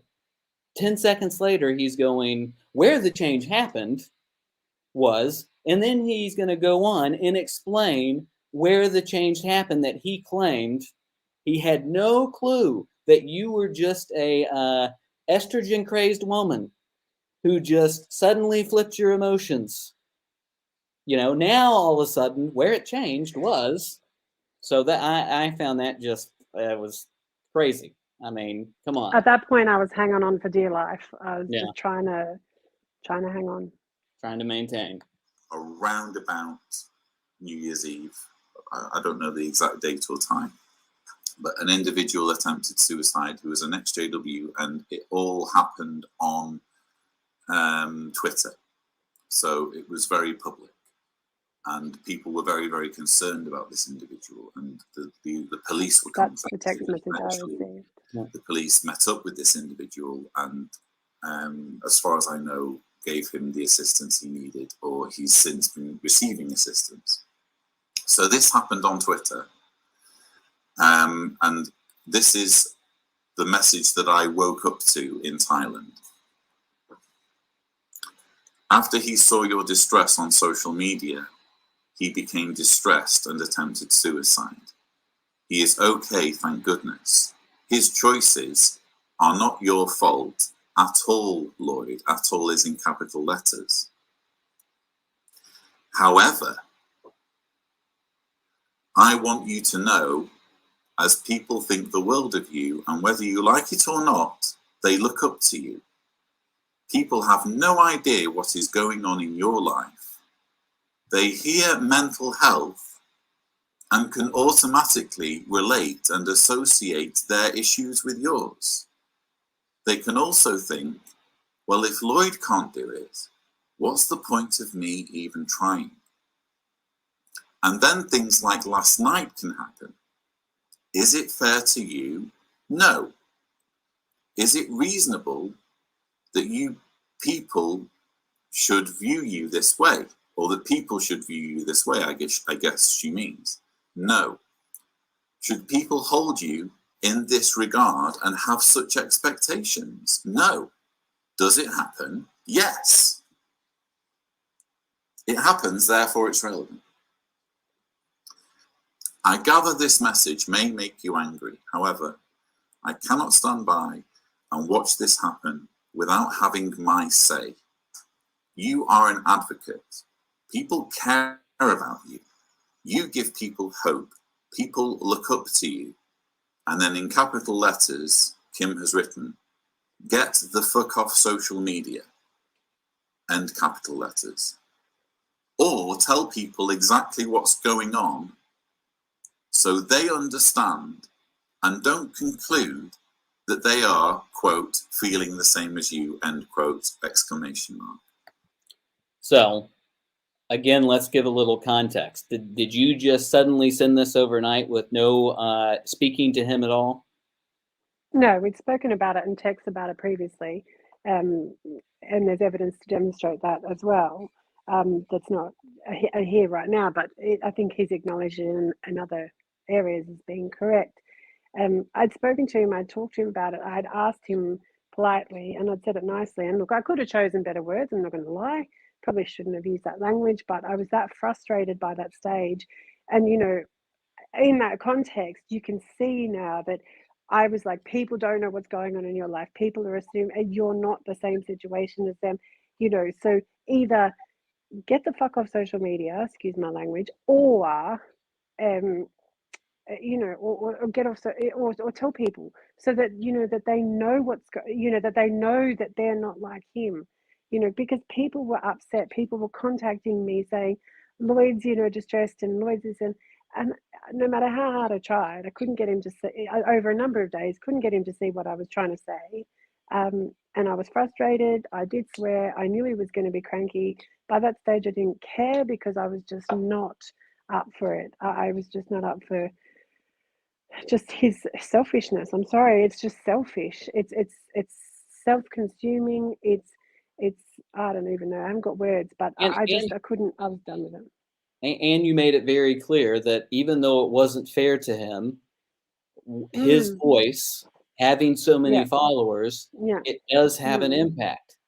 You know. Yeah, and you know, the thing that really gets me is that obviously in my interview with him back in 2019, I think June, you know, that does touch on an important nerve, because one of the problems that I had when I woke up, and I am a survivor of suicide attempt, in case anyone hasn't been told or seen my video or whatever, and someone did make the allegation to my daughter, and it's in the interview where I say that, you know, had it not been for the fact that I survived, my daughter would have lived the rest of her life thinking and believing, because someone told her that you know, that it was her fault that that I would have committed suicide, that it was her fault what I did. And you know, and so, you know, Lloyd knows very, very, very clearly how I feel about mental health and how I feel about that. And for him to now continue to allow that rhetoric of, you know, she was blaming me, what a hypocrite, that, I'm sorry, but that's just not okay. That is unacceptable. And I just want to make it very clear that I did everything I could within my power to demonstrate to him. And I don't know whether he didn't see it or he didn't want to. I don't care. That is what I did. And let's keep in mind here, this was a real person going through a real issue. This wasn't you know, a fake scare or anything like that. This was a real person going through a real issue, who, whether it's fair or not to Lloyd, had been impacted by what Lloyd had said. And his issue and others, yeah, and others over a number of days were expressing concern. And he doesn't seem to be worried about the people. He seems to be worried about whether or not he can post online. That seems to be and making ridiculous rhetorical arguments as, well, what if posting on social media is part of my therapy? Well, it's not. You know, and I'm trying to be diplomatic about it, for God's sake. You know, I can't work with that. Like, it's just, it's irresponsible. I'm sorry, that's all I'm going to say. Yeah. So you can imagine how I felt waking up to this message and essentially being told, you're not responsible for an extra. I'm going to wait for the cameras to come back on.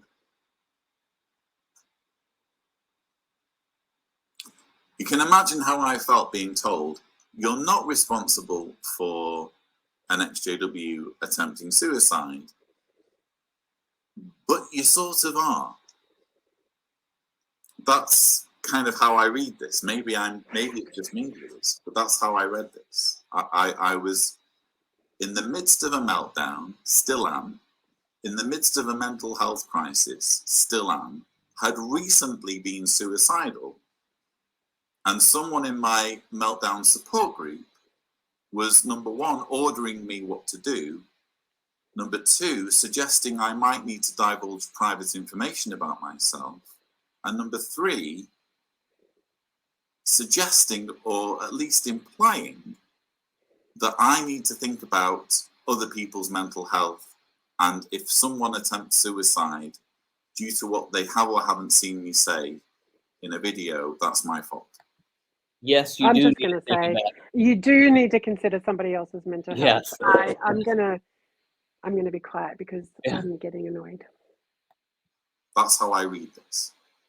So I replied, I don't like being ordered around like this, Kim. Not only am I in no way responsible for what Adam did, which he said he wasn't going to name him, and then he just names him. He just says his name, even though he said he wasn't going to name him, which also caused the person to have to make a Reddit post, by the way. So we're supposed to protect Lloyd's privacy, but Lloyd doesn't have to protect anyone else's privacy.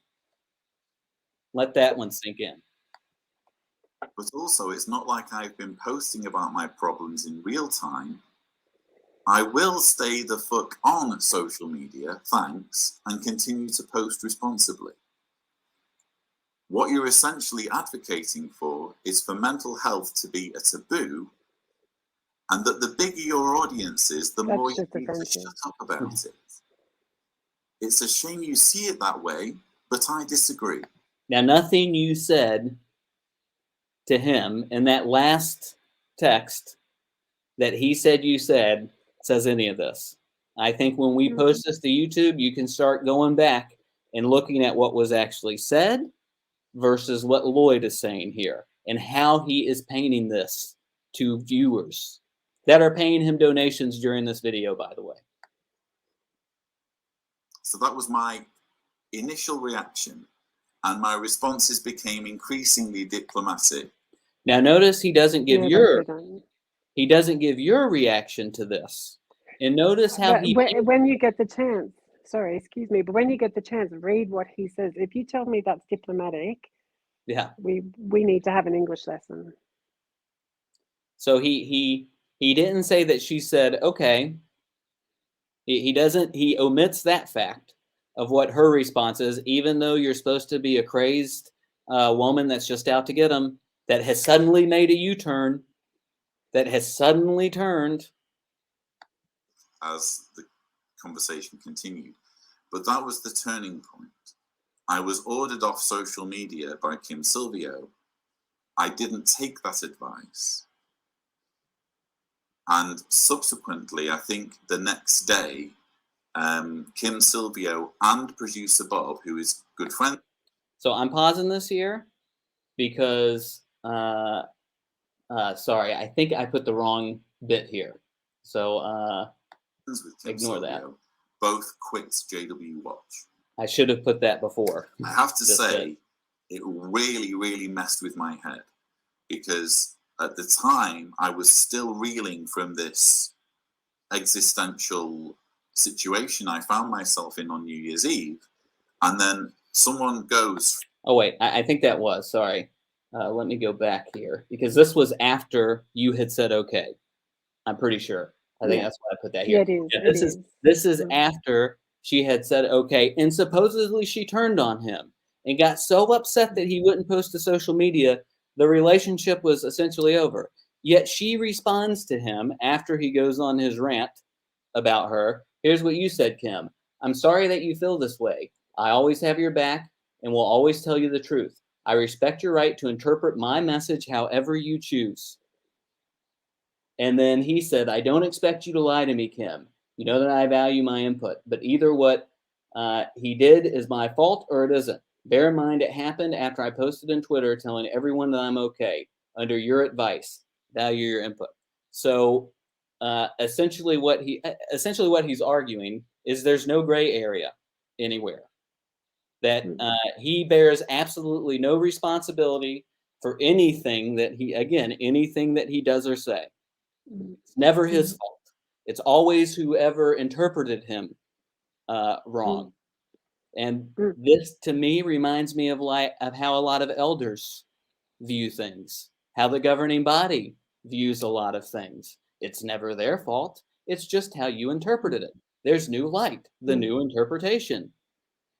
And subsequently, I think the next day, Kim Silvio and producer Bob, who is good friends with Kim Silvio, both quit JW Watch.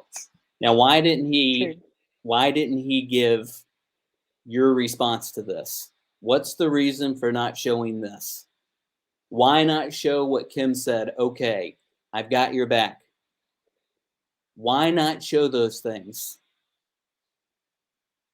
What's the reason? And then the next day you quit, Kim, as he said, correct?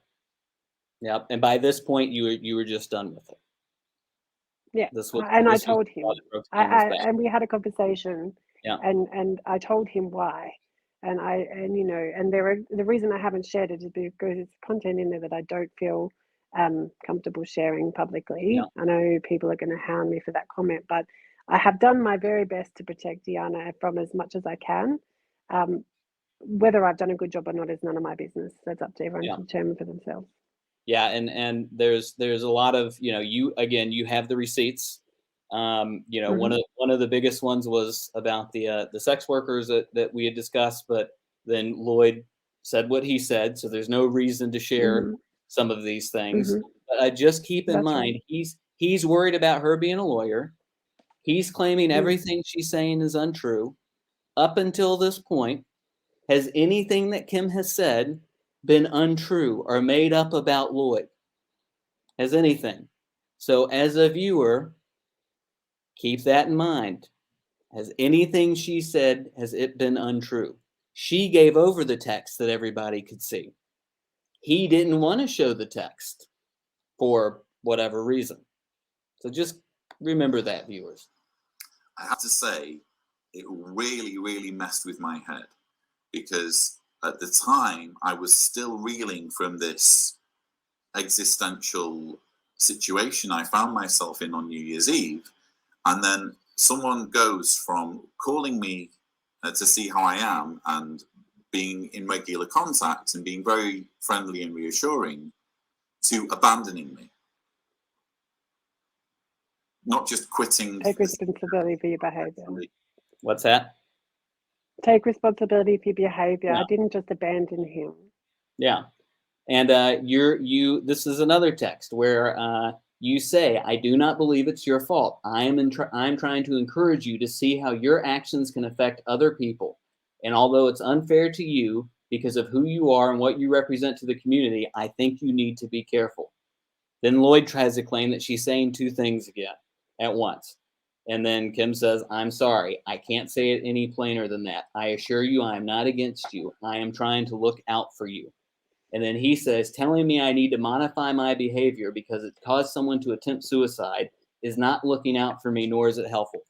People, how can this be any more plainer? This man just said that telling him to modify his behavior because it caused somebody to commit suicide or attempt suicide is not helpful to him. If I cause somebody to attempt suicide, I damn well want to know what I did. I've had two friends that have killed themselves. Kim has been in this situation. You want to know. If I would have known that I could have caused somebody's suicide and they did it, you know how guilty I would have felt?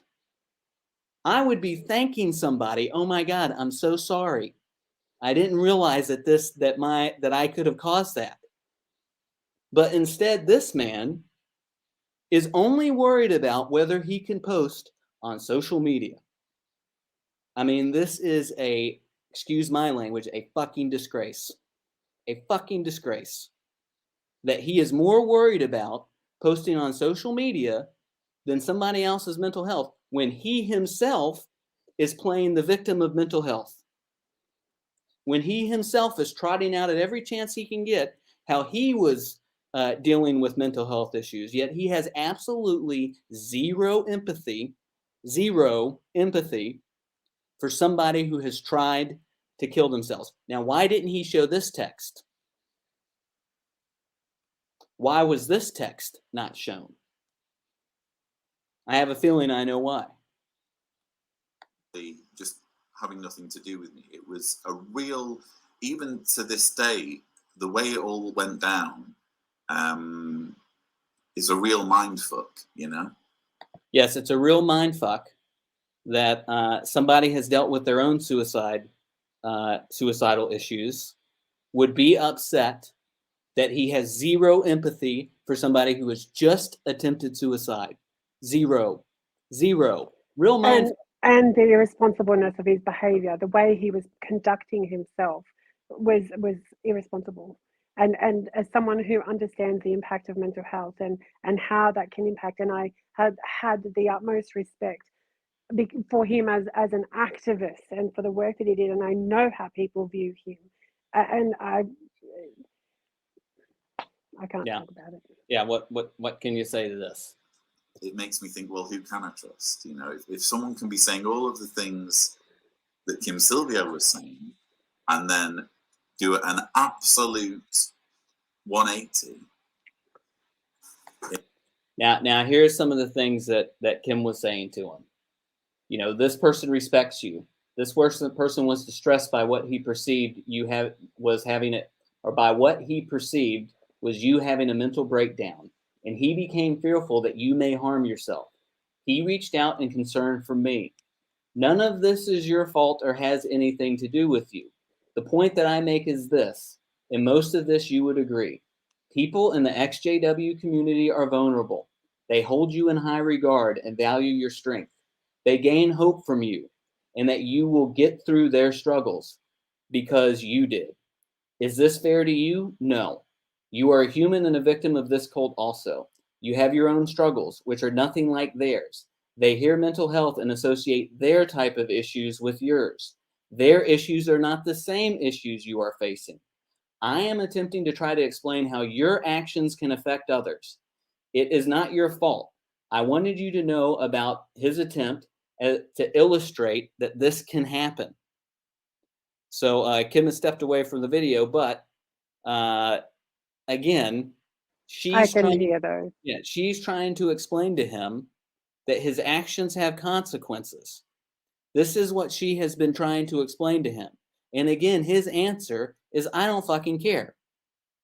And his excuse is that Kim has just totally mindfucked him. Total mindfuck as to why she would be upset that somebody attempted suicide, and he seems to care nothing about that person who has tried to attempt suicide. It's just disgraceful. It's absolutely disgraceful. Who can I work with now? Who's safe to work with? Yes, who can you work with, Lloyd? Who is safe to work with? Who will want to work with you after this train wreck of a video and where you've shown what appears to be your true colors here? Who's safe to confide in now? No one. No one is. No one is. This is, I think, what really what I really struggle with here is this whole notion that if you have an audience, you're almost not allowed to have a mental health crisis, and if you do have such a crisis, you need to do it gracefully. You need to do it in a PR friendly way, you know. No, you just need to think about how what you do can affect others. And you would think somebody suffering through a mental health crisis would totally get that, how other people's actions can affect them. That's what you would think. But here we are. That was very much the impression I was given by the way Kim Silvio processed everything and framed her recommendation. Did it look framed to be only she was worried about PR? Or was it framed that she was worried about a very real victim's life? I mean, this is just... And also, in addition to that, the entire community, because we are a vulnerable creature. Like, we are, as a community, we're vulnerable. And I just find it so offensive that he couldn't look at that as a factor. Yeah. And by the way, again, he didn't have to say any of this. He didn't have to bring any of this up. He didn't have to air this person's laundry, whose suicide attempt, even though it was publicly on Twitter. You think that person wanted to relive this? You think they wanted this trudged up again in their life? Again, he expects complete privacy, but he doesn't care about other people's privacy. I would say that sounds a lot like an organization called the Watchtower. Good for me, not good for thee. Just for seeing what other, maybe I should just skip to what Kim posted. Let's do that. So the post on Reddit, which again isn't visible anymore, here's what Kim, apparently, we're led to assume, Kim, who is a retired lawyer, I have to be very, very careful, but at least someone posting, pretending to be Kim, said the following. Some weeks back, Lloyd openly and without warning notified me of his infidelity and engagement with prostitutes on a very regular basis. It was maybe, I'm going to say, 2 or 3 months in between. So he sarcastically says, very regular basis. But it was 2 to 3 months in between. You're unmuted, by the way. You're muted, by the way. Kim, you're muted. Sorry, thank you. If that's what if he wants to split hairs over that, then okay. Yeah. I didn't have an opportunity to do it on a regular basis. I'm not sure I would need to. Now, that's a very weird thing to say. I didn't have an opportunity to do it on a regular basis. Normally, you would think that you would just go, I don't want to do it on a regular basis. But I don't have an opportunity. Now, he does later say, I don't know if I'd want to, but saying I don't have an opportunity to do it on a regular basis is weird. So that part is factually untrue and libelous, I'm going to say. Yeah. Remember what Kim said. The biggest hurdle to libel is the truth. And he's just admitted. Don't threaten me. Yeah. Well, let's keep watching, and we're going to watch back what he says just a little bit after this. Lloyd openly and without warning notified me of his infidelity and engagement with prostitutes on a very regular basis over many years. Many years? I think I'm going to say 3 or 4 years. Many years? I'm going to say 3 or 4 years. Come on. I'll dispute the fact that's not what he said. But if he wants to split hairs with me again, whatever. And engagement with prostitutes on a very regular basis. It was maybe, I'm going to say, 2 or 3 months in between. I would go to see sex workers. I think I'm going to say 3 or 4 years. So 2 to 3 months in between over the course of 3 to 4 years. Now, I don't know if he means 2 to 3 months in between this year, what that range is, but it seems to indicate for 4 years 2 to 3 months going to sex workers. Now, who would not view that as on a regular basis? Who is going to look at this and go, yeah, you weren't seeing them on a regular basis. It was only every 2 to 3 months for 3 to 4 years. That's all. I mean, Jesus Christ, as he said. If that's many years, then fine. Amongst other matters that don't need to be specifically mentioned. Well, this doesn't need to be mentioned, does it? Kim continues, this was shortly before he notified the community that he would be taking a 2-month break from activism to reevaluate my life for the sake of my mental health. This is not correct. Damn well is, Kim. Damn well is. And also, you green-lighted the video where I said this.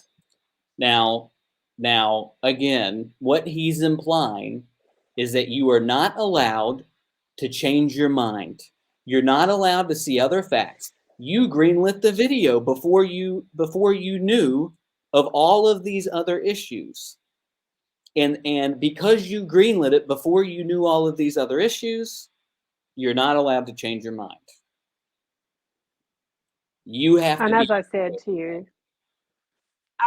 to you, there were other things that I was of the opinion, or not the opinion, the belief, based on things that I knew that I won't discuss. I believed that there was going to be change. So, you know, I didn't know about a lot of the things, but I did know about some things, and I believe that they would be addressed adequately at that time. That's what I believed. Yeah.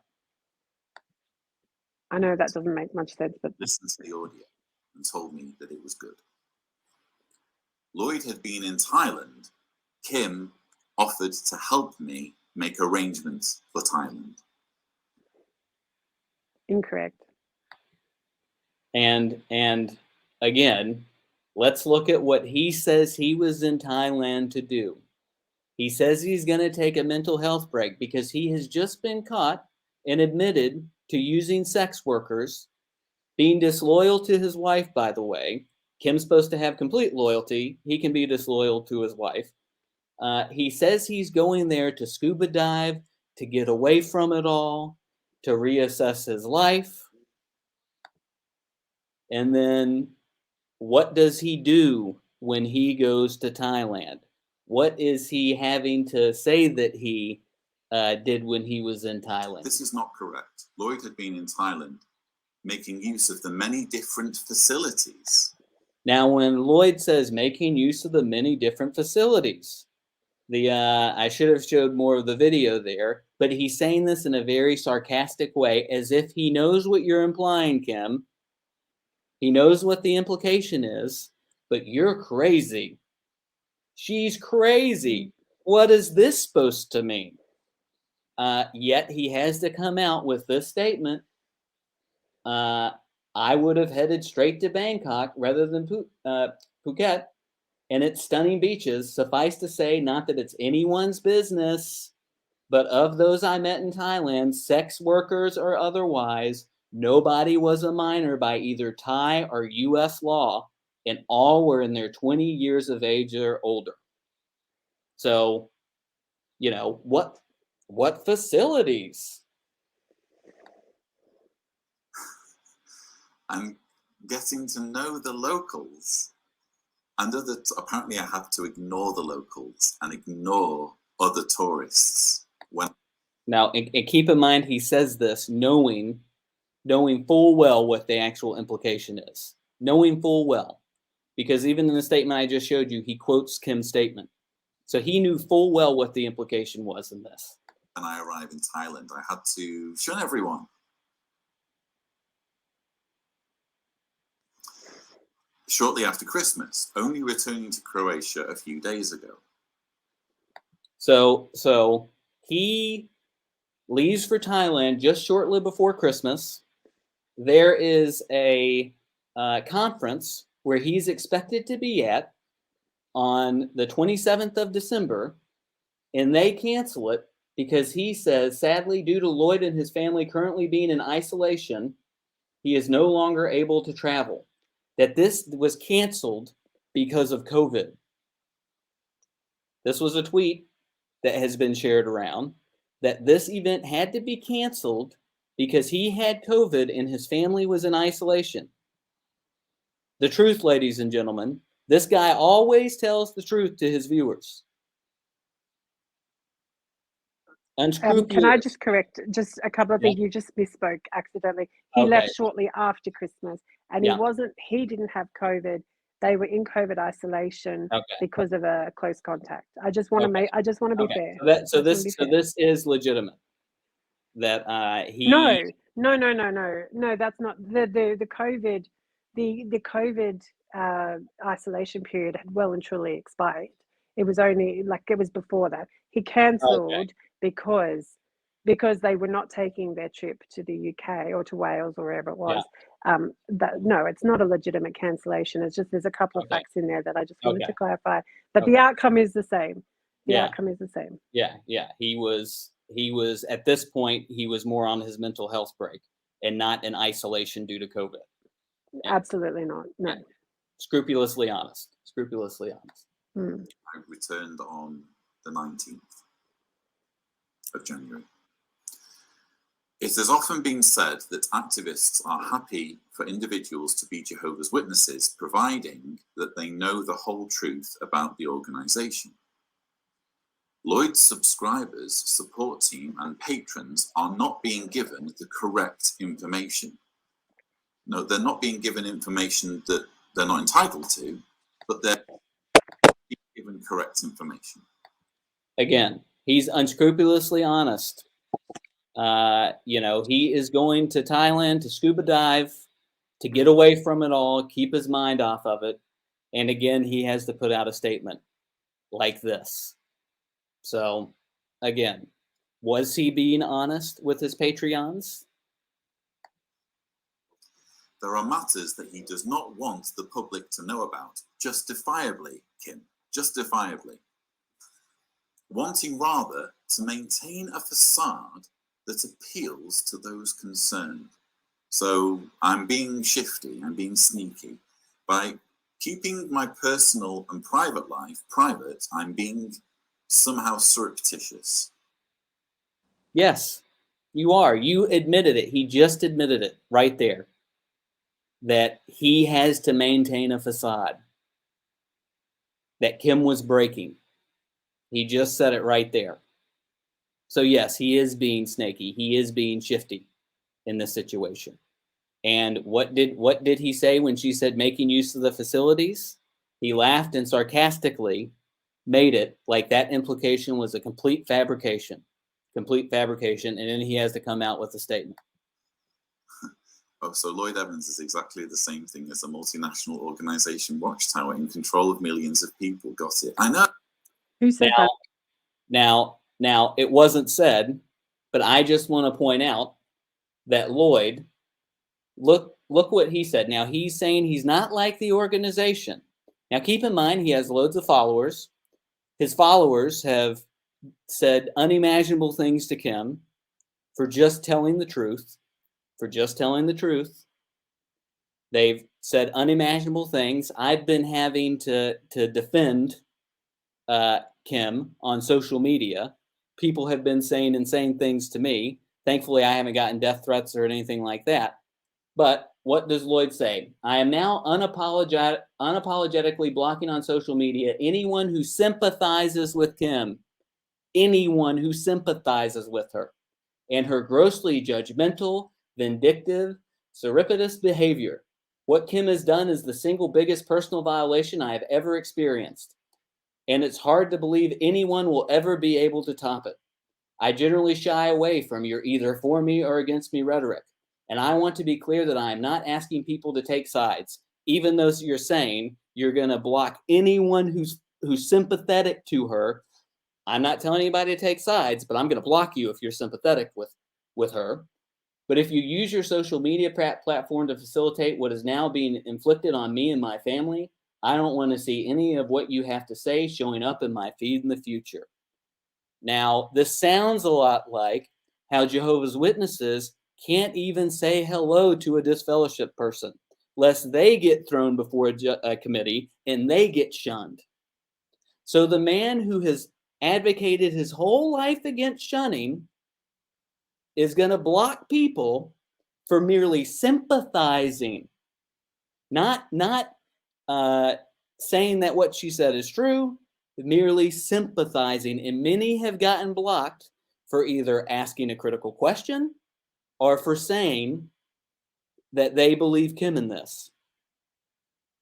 But it's not, I'm not making you pick sides. That's what he makes clear. He's not making his audience pick sides. He's just saying that if you sympathize with her, you're out. You're out. Now, I think a lot of viewers who are ex-Jehovah's Witnesses, who have been shunned, who left, who went through loads of trouble when they did leave, for doing the right thing oftentimes, for telling the truth, for being honest, and going, I'm not going to put up with this anymore. I can't stand the behavior that I am witnessing here. Who got shunned, this should make your stomach turn when you read something like this. I mean, again, another thing that just is just absolutely ridiculous. No, this apparently I'm on a par with an organization that arranges the mass shunning of thousands of people. Yes. And the industrial scale cover-up of abuse. That's how bad I am. That's how bad I am for being unfaithful in the mind. And again, it's not for being unfaithful.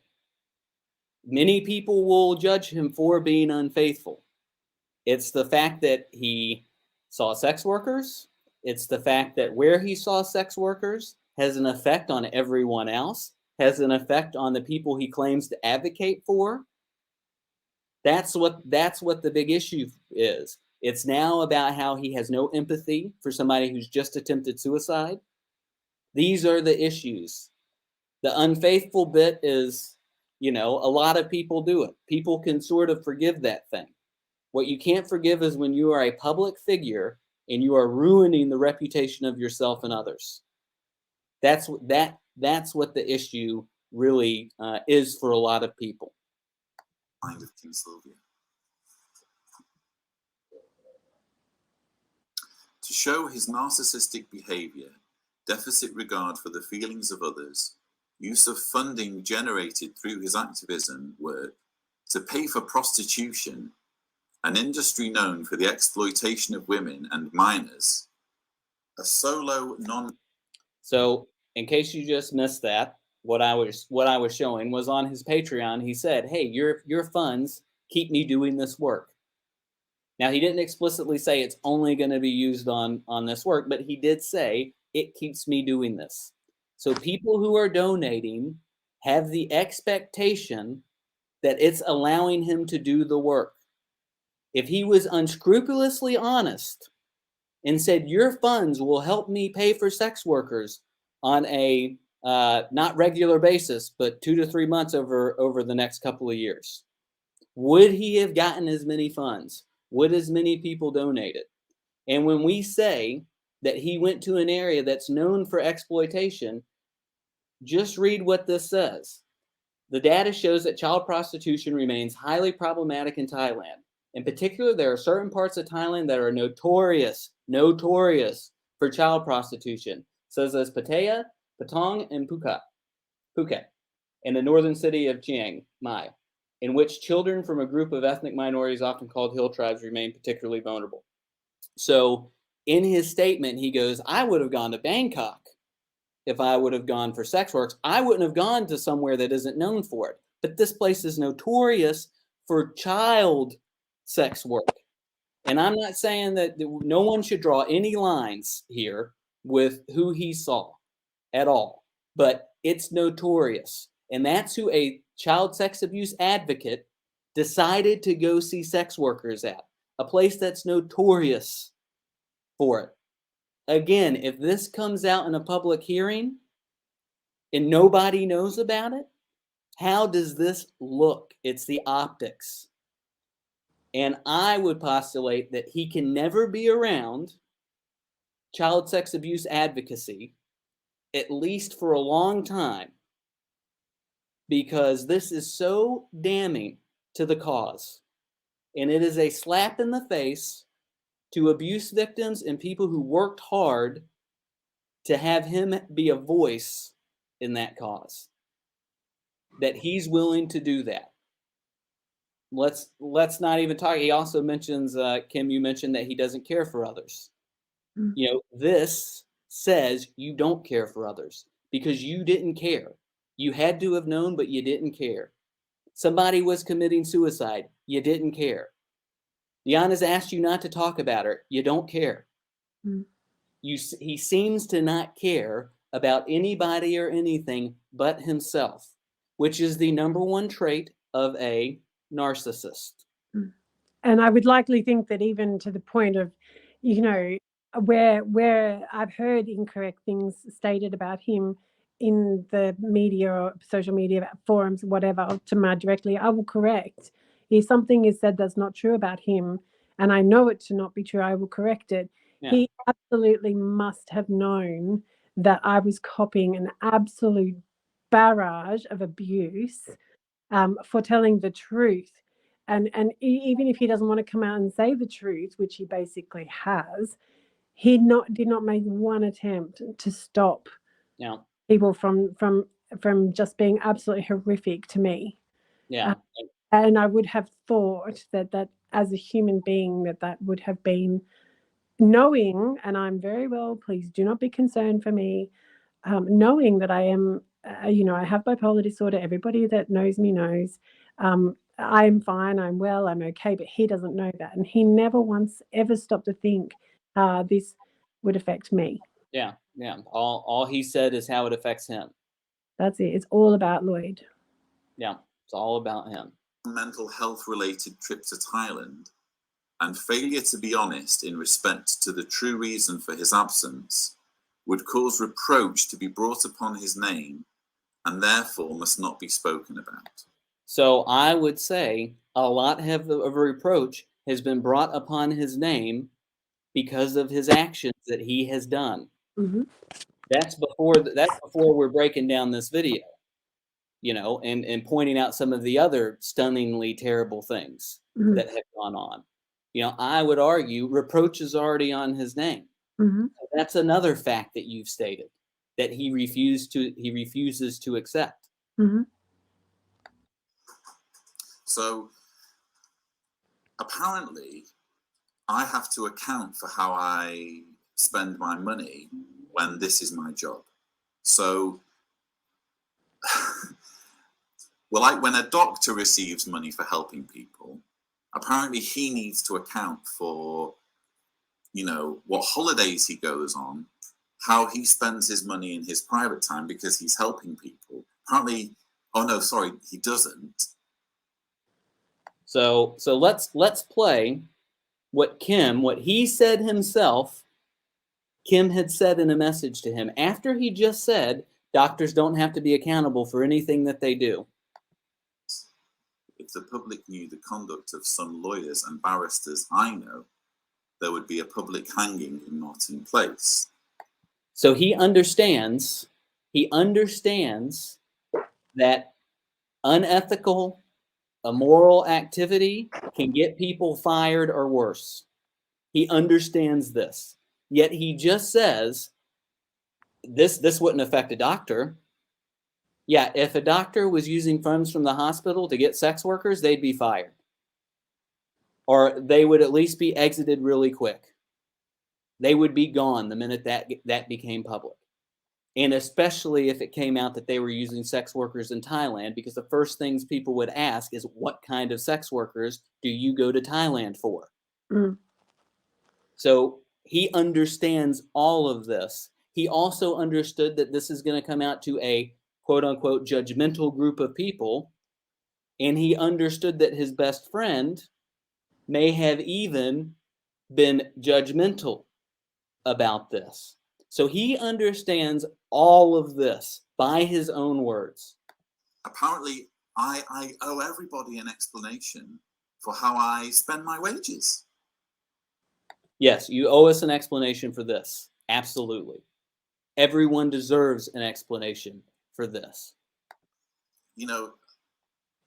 it boggles my mind. And surely anyone who's sat through the messages that Kim was sending, both before and during my trip in Thailand, you'll see just a total U-turn. She goes from being kind and understanding and compassionate to literally wanting to destroy me over this.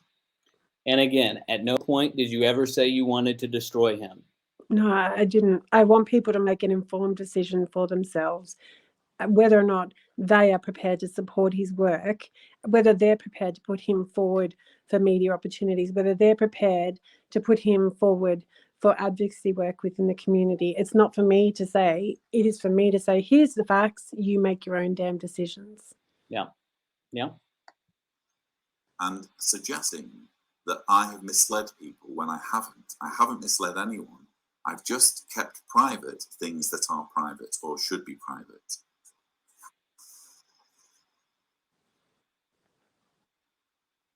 It is hoped that this information will give you the same opportunity that Lloyd gives to all Jehovah's Witnesses about their religion, the truth. You are being deceived by this hypocritical, well, that's rich. Yes, it's so rich that somebody who claims to advocate on behalf of sex abuse victims would be using sex workers in Thailand, which is known for child exploitation. That's rich. Among the other things that he seems to be very hypocritical about, you've witnessed in this video.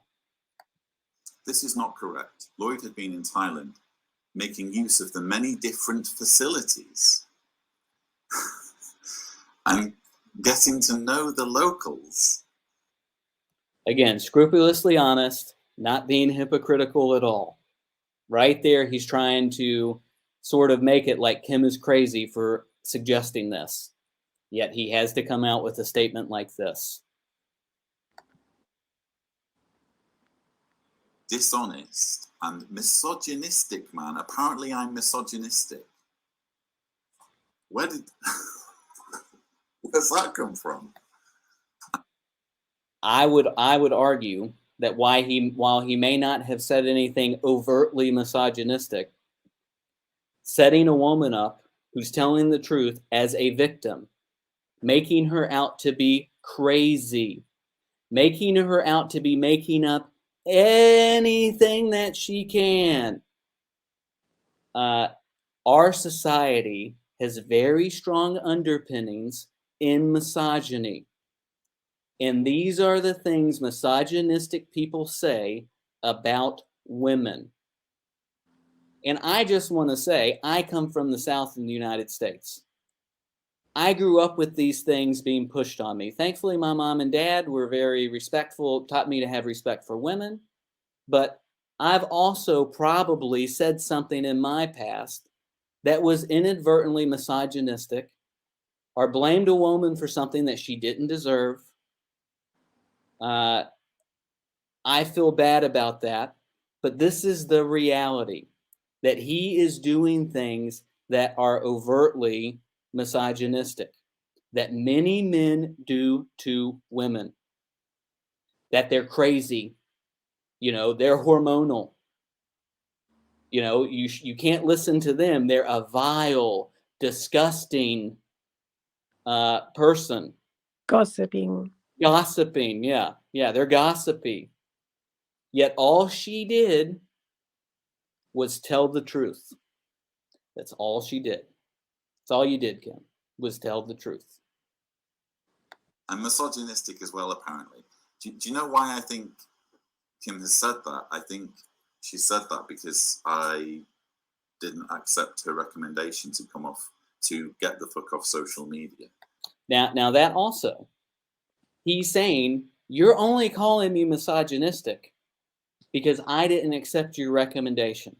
Mm. He's refusing to acknowledge what he just earlier acknowledged was the real problem, what pushed you over the edge, which was a man attempting suicide and him not caring. Yet now he's painting you, Kim, to be a crazy person who just didn't like that, who couldn't take that a man didn't accept what a woman had to say. Which is just rubbish, because he by his own admission and in the messages earlier, it clearly shows that he has taken my advice on something. So Yeah. and let me tell you, we've had fights about many a thing in the past and I've not won. So for him to draw that conclusion that I'm saying he's misogynistic simply on the fact that I didn't listen, that to me is just misogyny in itself. I'm sorry, I'm going to call it what it is. Yeah. I think basically all of this stems from her being, her feeling put out because I didn't follow her recommendation.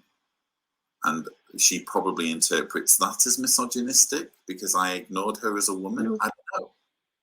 Again, because when you ignore a woman, her natural reaction is to make up lies and go crazy, people. But I'm not misogynistic. I'm just telling you what women do. I mean, again, lots of things for viewers to judge for themselves, but it seems pretty much like you're spot on to me, Kim. So much of what Kim has said on Reddit is unrecognizable from truth. It's unrecognizable from truth. Much of what you said. Now, viewers, if you stuck around for this long, hopefully you have. Sorry it's gone on so long. Has Lloyd been truthful or has Kim been truthful? Which one has been more truthful? And which one has said things that are unrecognizable from truth? I think it's pretty clear who's been honest and who has not been honest. And what Kim gets right, she knows because I took her into confidence. So she's been completely dishonest, but what she gets right are the things that I told her, which are the meat of the bone on this. Unrecognizable from truth, but what she has gotten truthful are the things that I've told her. Which I find incredibly arrogant, just for the record. Yeah. How dare you be so arrogant to say that I elected to, grace her with this information, so she should have been. I mean, where's consent come into this? Like, come on. Yeah, well, consent seems to not matter for many things that he's done. And for days, if not weeks, Kim led me to assume that everything was fine and there was nothing untoward happening, because there wasn't. Now remember that. There wasn't anything bad happening. I was spotless. I was completely moral and ethical. There was nothing bad happening. Then he has to put out a statement like this because he was completely honest and nothing bad was happening and there were no skeletons in his closet. It feels as though, purely by virtue of the fact that I've disagreed with Kim on something, namely whether I'm to blame for someone attempting suicide. Now, again, we read this earlier. At no point does she blame him for this. All you say, Kim, is, hey, your actions have effects. It's not fair. It sucks. But the reality is that he did this based on something that you said. And what was Lloyd's reaction to it? I don't care. It's not my business. You're just trying to shut me up and censor me. And what about me? What about my needs? My needs are more important than his, and they're more important than other people in the community that he might be affecting or was affecting. He didn't give a rat's backside. Yeah. It feels like Kim has felt butthurt, to put it bluntly. Okay. Now this he's adding on top to homophobic. I'm not gonna go too hard on this, but using the term butthurt for this, for a very serious matter, and this to me was also, it's a strange term to use. I know a lot of people use it. I know they do, but butthurt has certain implications to it, and it just felt very much like it was a strange phrase to me to use. But and especially towards a married woman, just yeah, for yeah. And as you can see, she's so upset. She's so completely out of her mind. She's done a complete 360 here, which is, I'm not going to argue about it. I gave you my opinion. I hope that you'll do the right thing.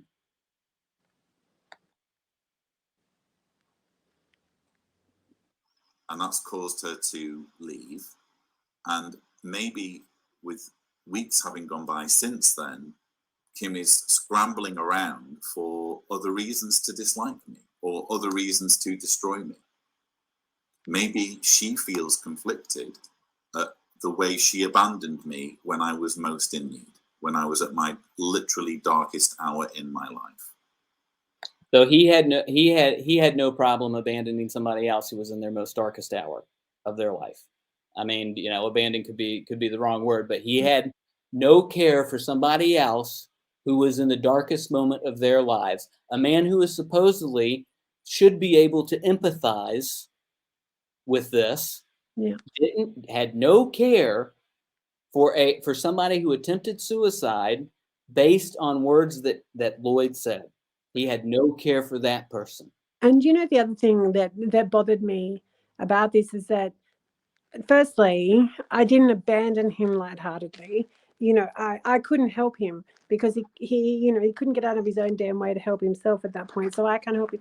The other thing is I question why he feels like it's my dovere in Italian, my duty, my responsibility to support him. He has a family.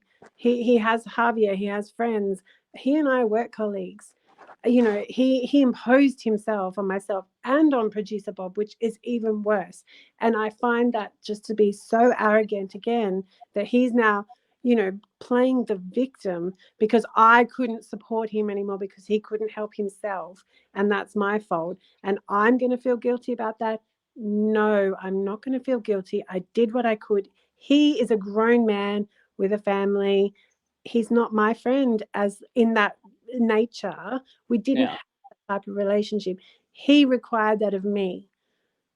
And did you push him to sleep with somebody outside of his marriage? No. Did you push him to go to a sex worker? No. Did you push him to say all of this? No. So I would ask the viewers again, who is to blame for all of his actions? And who has taken absolutely no responsibility for his actions? Only one person in this conversation has not taken any responsibility for their actions. I was dropped. And her solution to the way she feels is to not just throw me under the bus, but to throw my family under the bus, because this impacts on all of them. Again, no responsibility. It was his actions that impacted his family. It was not Kim's actions. She wasn't controlling him. By his own accord, he can't control himself. He gave up a lot of private information that was not out there. He kept talking about his wife after she said not to talk about it. The man has taken no responsibility. The closest thing he's taken to responsibility is saying how he hates that he did this. He doesn't say he's sorry. He doesn't apologize. He doesn't seem to show any remorse or guilt. He just says, I hate it. And I promised Deanna I would say as little about her as possible, but I will just... I promise to say as little as possible, but let me add one more thing. Read one thing she said on WhatsApp just before I went on YouTube. She said, I will vomit. Now, is that something any loving husband will do? She's literally said, I will vomit if you go on YouTube. And your answer to this is to spend over an hour, discussing your private lives. And then you have the fucking audacity, excuse my language, to read that text. You read that text online that you're saying she will vomit. You are literally telling this woman you do not care. You do not care about her feelings. What you're reading this for, God knows why. But this again, for anyone watching this, his wife just told him she will vomit when he goes on YouTube and asks not to be talked about, and he decides to share the text where she says that. That's his answer to her. Despicable. I will vomit. That was how Deanna reacted when I sent her the Reddit. Now he changes his story, but either way, why would you read that text when you know this woman is feeling this way? It's incredible. And sorry to get heated about that, but it's just crazy. I've got to answer them. My subscribers deserve an answer, and my patrons deserve an answer. So that's why, even though it's been very, very difficult for me to do this, and I feel like I feel like my privacy has been grossly invaded, and I resent being in this situation strongly. I didn't have any choice. Absolutely no apology, absolutely no remorse. He just says, I shouldn't have to be in this situation. I just didn't have any other choice. He did. Yeah. Of course he did. Kim knows what she knows because I took her into confidence, and I'm sure I said during the Zoom call that this obviously stays between us, And to producer Bob's credit, I should have actually seen the warning signs, because when they both quit, I specifically said to both of them, it goes without saying, or words to the effect of, it goes without saying that you should keep everything that I've shared with you in confidence confidential.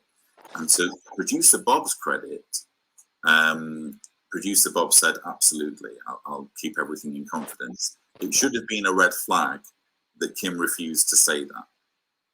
So again, he has admitted on camera in the video that Kim did not agree to keep it confident. And then he plays the victim as if he didn't know, as if how could he have known that any of this was going to happen? She just turned on me. Is prostitution legal in Croatia? But this is the burning question. Is it, Truth Seeker? It is for your Patreons. And here is why, because this is from the community guidelines. You are not allowed to use funds on illegal activities. If in Croatia sex work is illegal, he is not allowed to use those funds for sex work in Croatia or in Thailand. This is very clear in their community guidelines. You cannot use their money that has been donated to facilitate a crime, which he has just admitted to. Whether or not Croatia or Thailand enforce it, it doesn't matter. He's just admitted earlier and in his releases that he has used the money on an illegal activity and that it doesn't matter. It doesn't matter. What he does with his money is his business. But it does matter, and it matters to Patreon because they want to protect their consumer base and they want to protect their business. And when he says it doesn't affect anybody else, it affects their business. So that's at least one entity that this affects beyond him and his family. This is the burning question we need to be asking right now.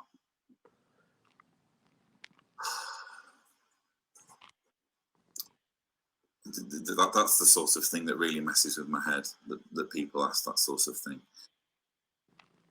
I will just say, and I promised Deanna I would say as little as possible. Again. What do I say now? I'm I'm obviously back home in Croatia, and things aren't back to normal. Neither myself nor Deanna necessarily want things to go back to normal. But we're Now he has just said something that, again, did he clear this with her? Did he clear with her that it's okay to talk about what the future holds for them too? That she's not okay with how things are? Did he clear that with her? So now again, it's fine for him to invade her privacy. It's fine for him to invade everybody else's privacy, but for him, we have to keep everything private. we're figuring out what's going to happen next. That's all I'll say. It's more than I said. Yeah. Noam Eldridge, because apparently Kim's made a YouTube video now. Who knew that Kim is passionate enough to make YouTube videos all of a sudden? God Just forbid. watched Kim's YouTube video. She's trying to get people to not support your Patreon and YouTube. Yeah, this is the Now listen to what he says. The mindset, unfortunately, that I've been up against from the very beginning.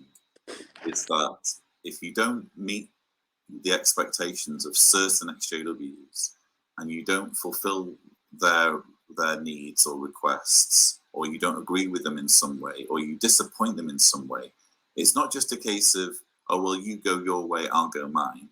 Let's agree to disagree. It's, I'm going to destroy you. Now, had he watched that video? No. I mean, clearly, if somebody said just watched her video, if he did, then he's lying. Because at no point did Kim say, I'm here to destroy you. At no point did she even do this, trying to get people to stop using his Patreon. She said, do whatever you want. Just understand what I said is true. And again, I ask, who's trying to destroy who here? One person told the truth. The other one is making wild claims and accusations. One person told the truth, which he's had to step back on over and over again and release after update. Because of that truth, up to what she has said. I want you as an activist to no longer be a thing. So I'm going to make that my mission, you know? At no point has this been your mission, Kim.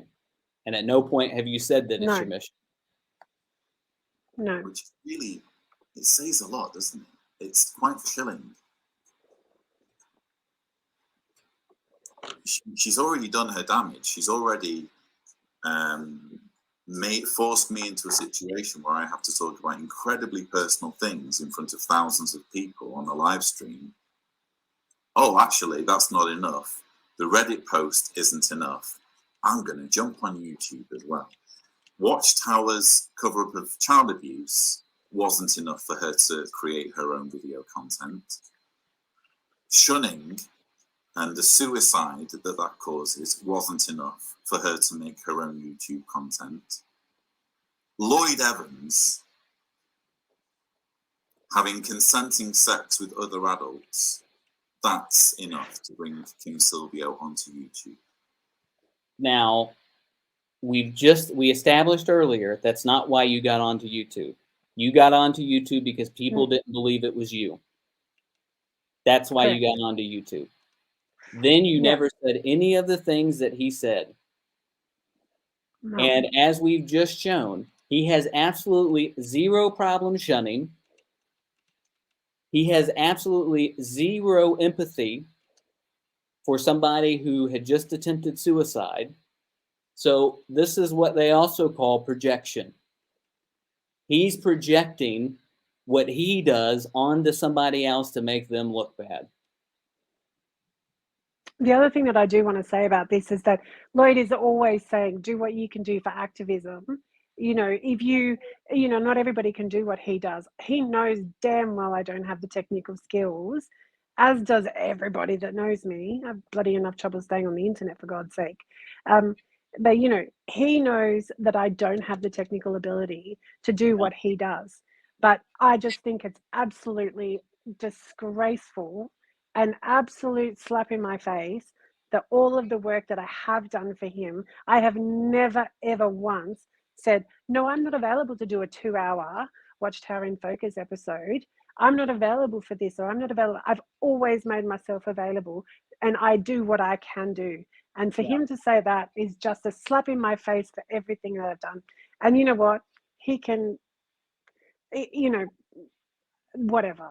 Yeah, well, he's going to have to find a lot of people that will work for him now. Unfortunately, I feel, or not unfortunately. But again, I said in my video, I don't even care if you want to work for JW Watch. I don't care.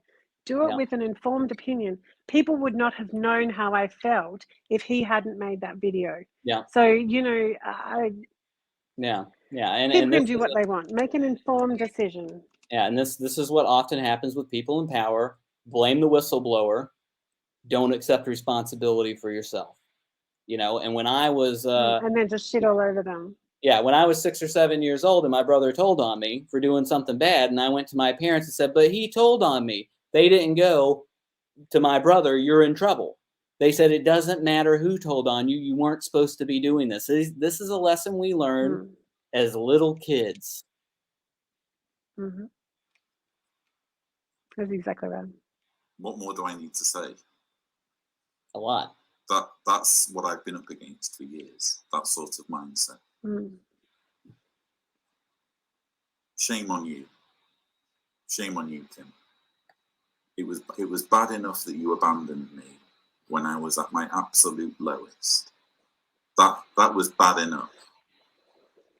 But for you to try to destroy me, even though you clearly were fine with everything, to the point of even offering to help me sort things out on the internet with my entry requirements for Thailand. And now this. Now, I mean, if you've made it this far and you've watched this whole stream, this is absolutely outrageous.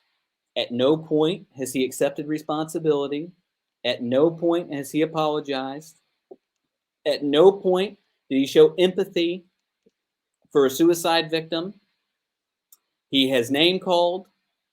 He has hurled wild claims. Kim has told the truth. It's obvious she's been telling the truth.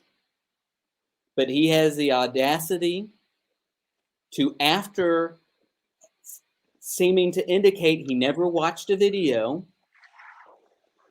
he never saw the video, he doesn't know what's on it. If he saw the video, then he lied and said that Kim was doing something that she didn't. But based off of that, he has the audacity to go, shame on you. Shame on you. Not shame on me for letting down my Patreons, letting down my audience, letting down ex-Jehovah's Witnesses, letting down child abuse survivors. No shame on me, only shame on you for daring to let these people know about this. Shame on you. This should tell viewers exactly what they need to know about this person's mindset and how they are trying to manipulate this conversation to weaponize an audience against Kim, who has, again, done nothing but told the truth. And people are welcome to try to poke holes in her story. Lloyd seems to not want to bother. And in fact, he's only backed up her story. So I would say Lloyd should be pointing the finger at him when he's saying shame on you. Oh, she's here. Now, Kim, you show up. Well, you certainly pretended to be. You certainly pretended that you were fine with everything, didn't you? She didn't pretend. She was trying to work with him. There was no pretending going on. And he himself says he knows what put her over the edge. He knows what made the turnaround. Yet now he sits and says, you pretended, and acts as if there was no reason for it. It just came out of thin air.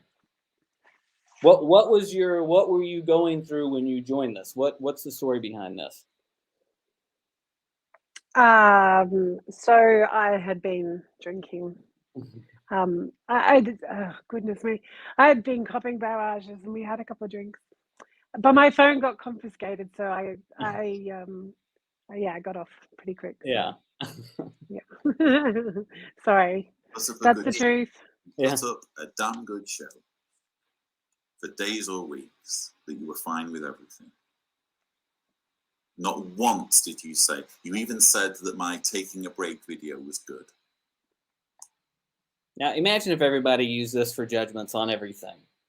You know, imagine I go out and I go sexually assault somebody, and I am an abusive type of person, and my partner knows about it, but she's afraid to say something, or maybe she just, you know, puts up with it. But finally she has enough and tells on me and says, here's what this guy did. Then I go to her and I say, you were fine with everything. This is what people say to rape victims. You were wearing the skirt. You must have been okay with it. You waved to me and smiled. You had the conversation with me. You seemed to be okay with us starting kissing. It was only until after I started throwing myself on you that you suddenly changed. This is a ridiculous tact to take, especially for somebody who understands how abuse actually works. A ridiculous tact to take. And now this. Isn't it interesting how people can change their minds? Yeah, it is kind of crazy how people change their minds. People change their minds every day. I mean, God forbid. Now we're going to come up on something very interesting here in a second. Admit what I said is true. I've said exactly what I think about your statement, and I've also said what is and isn't true. Because there are things in it that are true, and there are things in it that are not true. Scrupulously honest, what was untrue? The only thing he can debate is whether or not he's a narcissist and a misogynist. Yeah, that's the only thing. That probably was an opinion of mine, but yeah. But other than that, everything else is 100% provable. Yeah. I don't know what else to say. Now, if you notice, 90. He has got a comment that says, "Kim, you are a snake." He leaves this on for an abnormally long length of time. She needs to bring down the supervillain Lloyd Evans, who is... Now, Kim never said, "You're a villain. I'm out to get you." She never, name called him. She didn't go on the stream and say any of that stuff. Yet he accuses her of doing it. But he's fine with a comment staying up there that says, "Kim, you are a snake." He put that on there. These things don't just pop up. He put it on there. He decides when this goes off. Yet he keeps it on for a substantially long time. As a cult that, and then claims he forgot, even though he's clearly looking at the screen. Families and arranges for people, persuades people to die by refusing blood. That's the level of my evil. And we should all thank Kim Silvio for bringing it to the world's attention. She's done everyone a huge service. So, yeah, she has done everyone a huge service. She did bring this to the attention. People needed to know this. Just like they need to know when the leaders of the Watchtower are doing bad things with the funds that they raise. I mean, that's all I have to say, really. I'm sorry about the technical difficulties. It's been really frustrating, actually. Tibor offered to come. That was the only time he said sorry. Sorry for the technical difficulties. He didn't say sorry for letting you down. He didn't say sorry for the attacks on Kim. He didn't say sorry for doing something that is ethically, that many of you view ethically and morally wrong. He never said sorry. The only time the man says sorry is for technical difficulties. That's the only time he says sorry. Technical difficulties. By the way, he leaves up the comment that, Kim, you're a snake. He leaves that comment up. He's not sorry for that. Before I went on air to sort things out, and I decided to soldier on alone, and now I regret not asking him to come, because it's been a massive distraction doing this live stream with all the technical problems. Oh, sorry. Didn't mean to have that snake comment on for quite so long. Sorry, I didn't mean to have it on for so long. Even though he was clearly looking at the screen, Okay. he made the point to have it on. He's deciding what comments go up there. And I just ask everyone to be patient. I'm going to go back into my hiatus now, and I'm not going to say anything else. I feel like I've overshared. My video's frozen again. I feel like I've overshared already. It's very much a TMI situation, isn't it? I literally don't have anything to hide anymore. It's quite liberating in a way, although he's told he's been unscrupulously truthful. He has absolutely nothing to hide anymore. Yet he had to come out with a statement like this. And he's still lying. And yes. even still lying. Yeah. Yeah. Which the truth about that will eventually come out too, I'm sure. But we're just sticking to this video for now. But he had to come out with a statement like this. He was being completely honest with all of you. It's liberating. You know, that's the other thing. He blames Kim for destroying his life, yet at the end of this says it's liberating for him. So should he thank her for liberating him, or should he hate her for ruining his life? Which one is it? Which one? So again, I resent being put in this situation. So yeah, I'll let the audience adjudicate, you know. Are things as grave as Kim would like you to believe? You know, you be the judge. Yeah. So he's willing to adjudicate for the viewers, which is exactly what we're willing to do, which is exactly what Kim stated she wanted to do in her video. You be the judge. You be the judge based on You make the informed decision. Yeah, based on everything that you have seen now in this video, and later on, if you can get through the 3 hours, because we went on much longer than we expected to. You be the judge. And with that, and I really just want to say one thing. You know, if you've changed your mind and you have an informed opinion and you have a different opinion to what you had previously, or you know, something that's been said in this live stream prompts you to think, oh, look, you know, I didn't handle that in the past. You know, there's a whole graveyard of ex-JW activists who have been subjected to this type of behavior. There's records, histories, it's documented evidence. But don't believe me. Go look it out for yourself. And if you've been unkind or, you know, complied with the rhetoric that you know, Lloyd has put out, for example, to Kim and Mikey for being crazy, to Mark and Cora for being who knows what, for the VAA for being whatever they were, or the AWA, AWAA, you know, I could go on and on and on, you know, identifying all the names in the graveyard. If you have been unkind, don't come and apologize to me. Go and apologize to those people that you've been unkind to. And you know, it's time that we don't have to listen to the loudest voice in the room. There are lots of activists. You know, there's young ones, the Shunned Experience, Truth Hurts, Jexit, John Maple, Eve 2.0, Ex-Cult Baby. I could go on and on for hours. You know, we don't have to have the loudest voice in the room being heard. You know, that's not to say you can't listen to him. I don't care. Do what you want.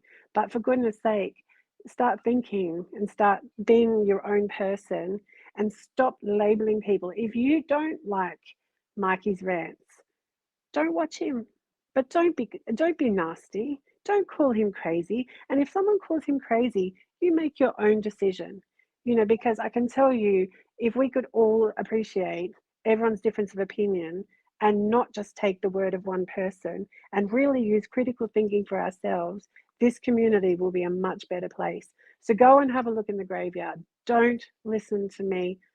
Find out for yourself. I think this could not end on a better note than what you just said, Ken. So thank you so much for being brave enough to come on and show your face and explain your story. Even though many people have been out to get you, it's extremely courageous, and I very much appreciate it. And I'm sure a lot of other people appreciate it as well that are watching. No problems, and everyone be kind to each other. Yeah, great. We're signing off now, and we will upload this video to a YouTube channel, which then I'll tweet the link out probably tomorrow, because this already went on too long, and my girlfriend's probably watching this wondering why the hell I haven't left yet. All right, bye everyone. All right.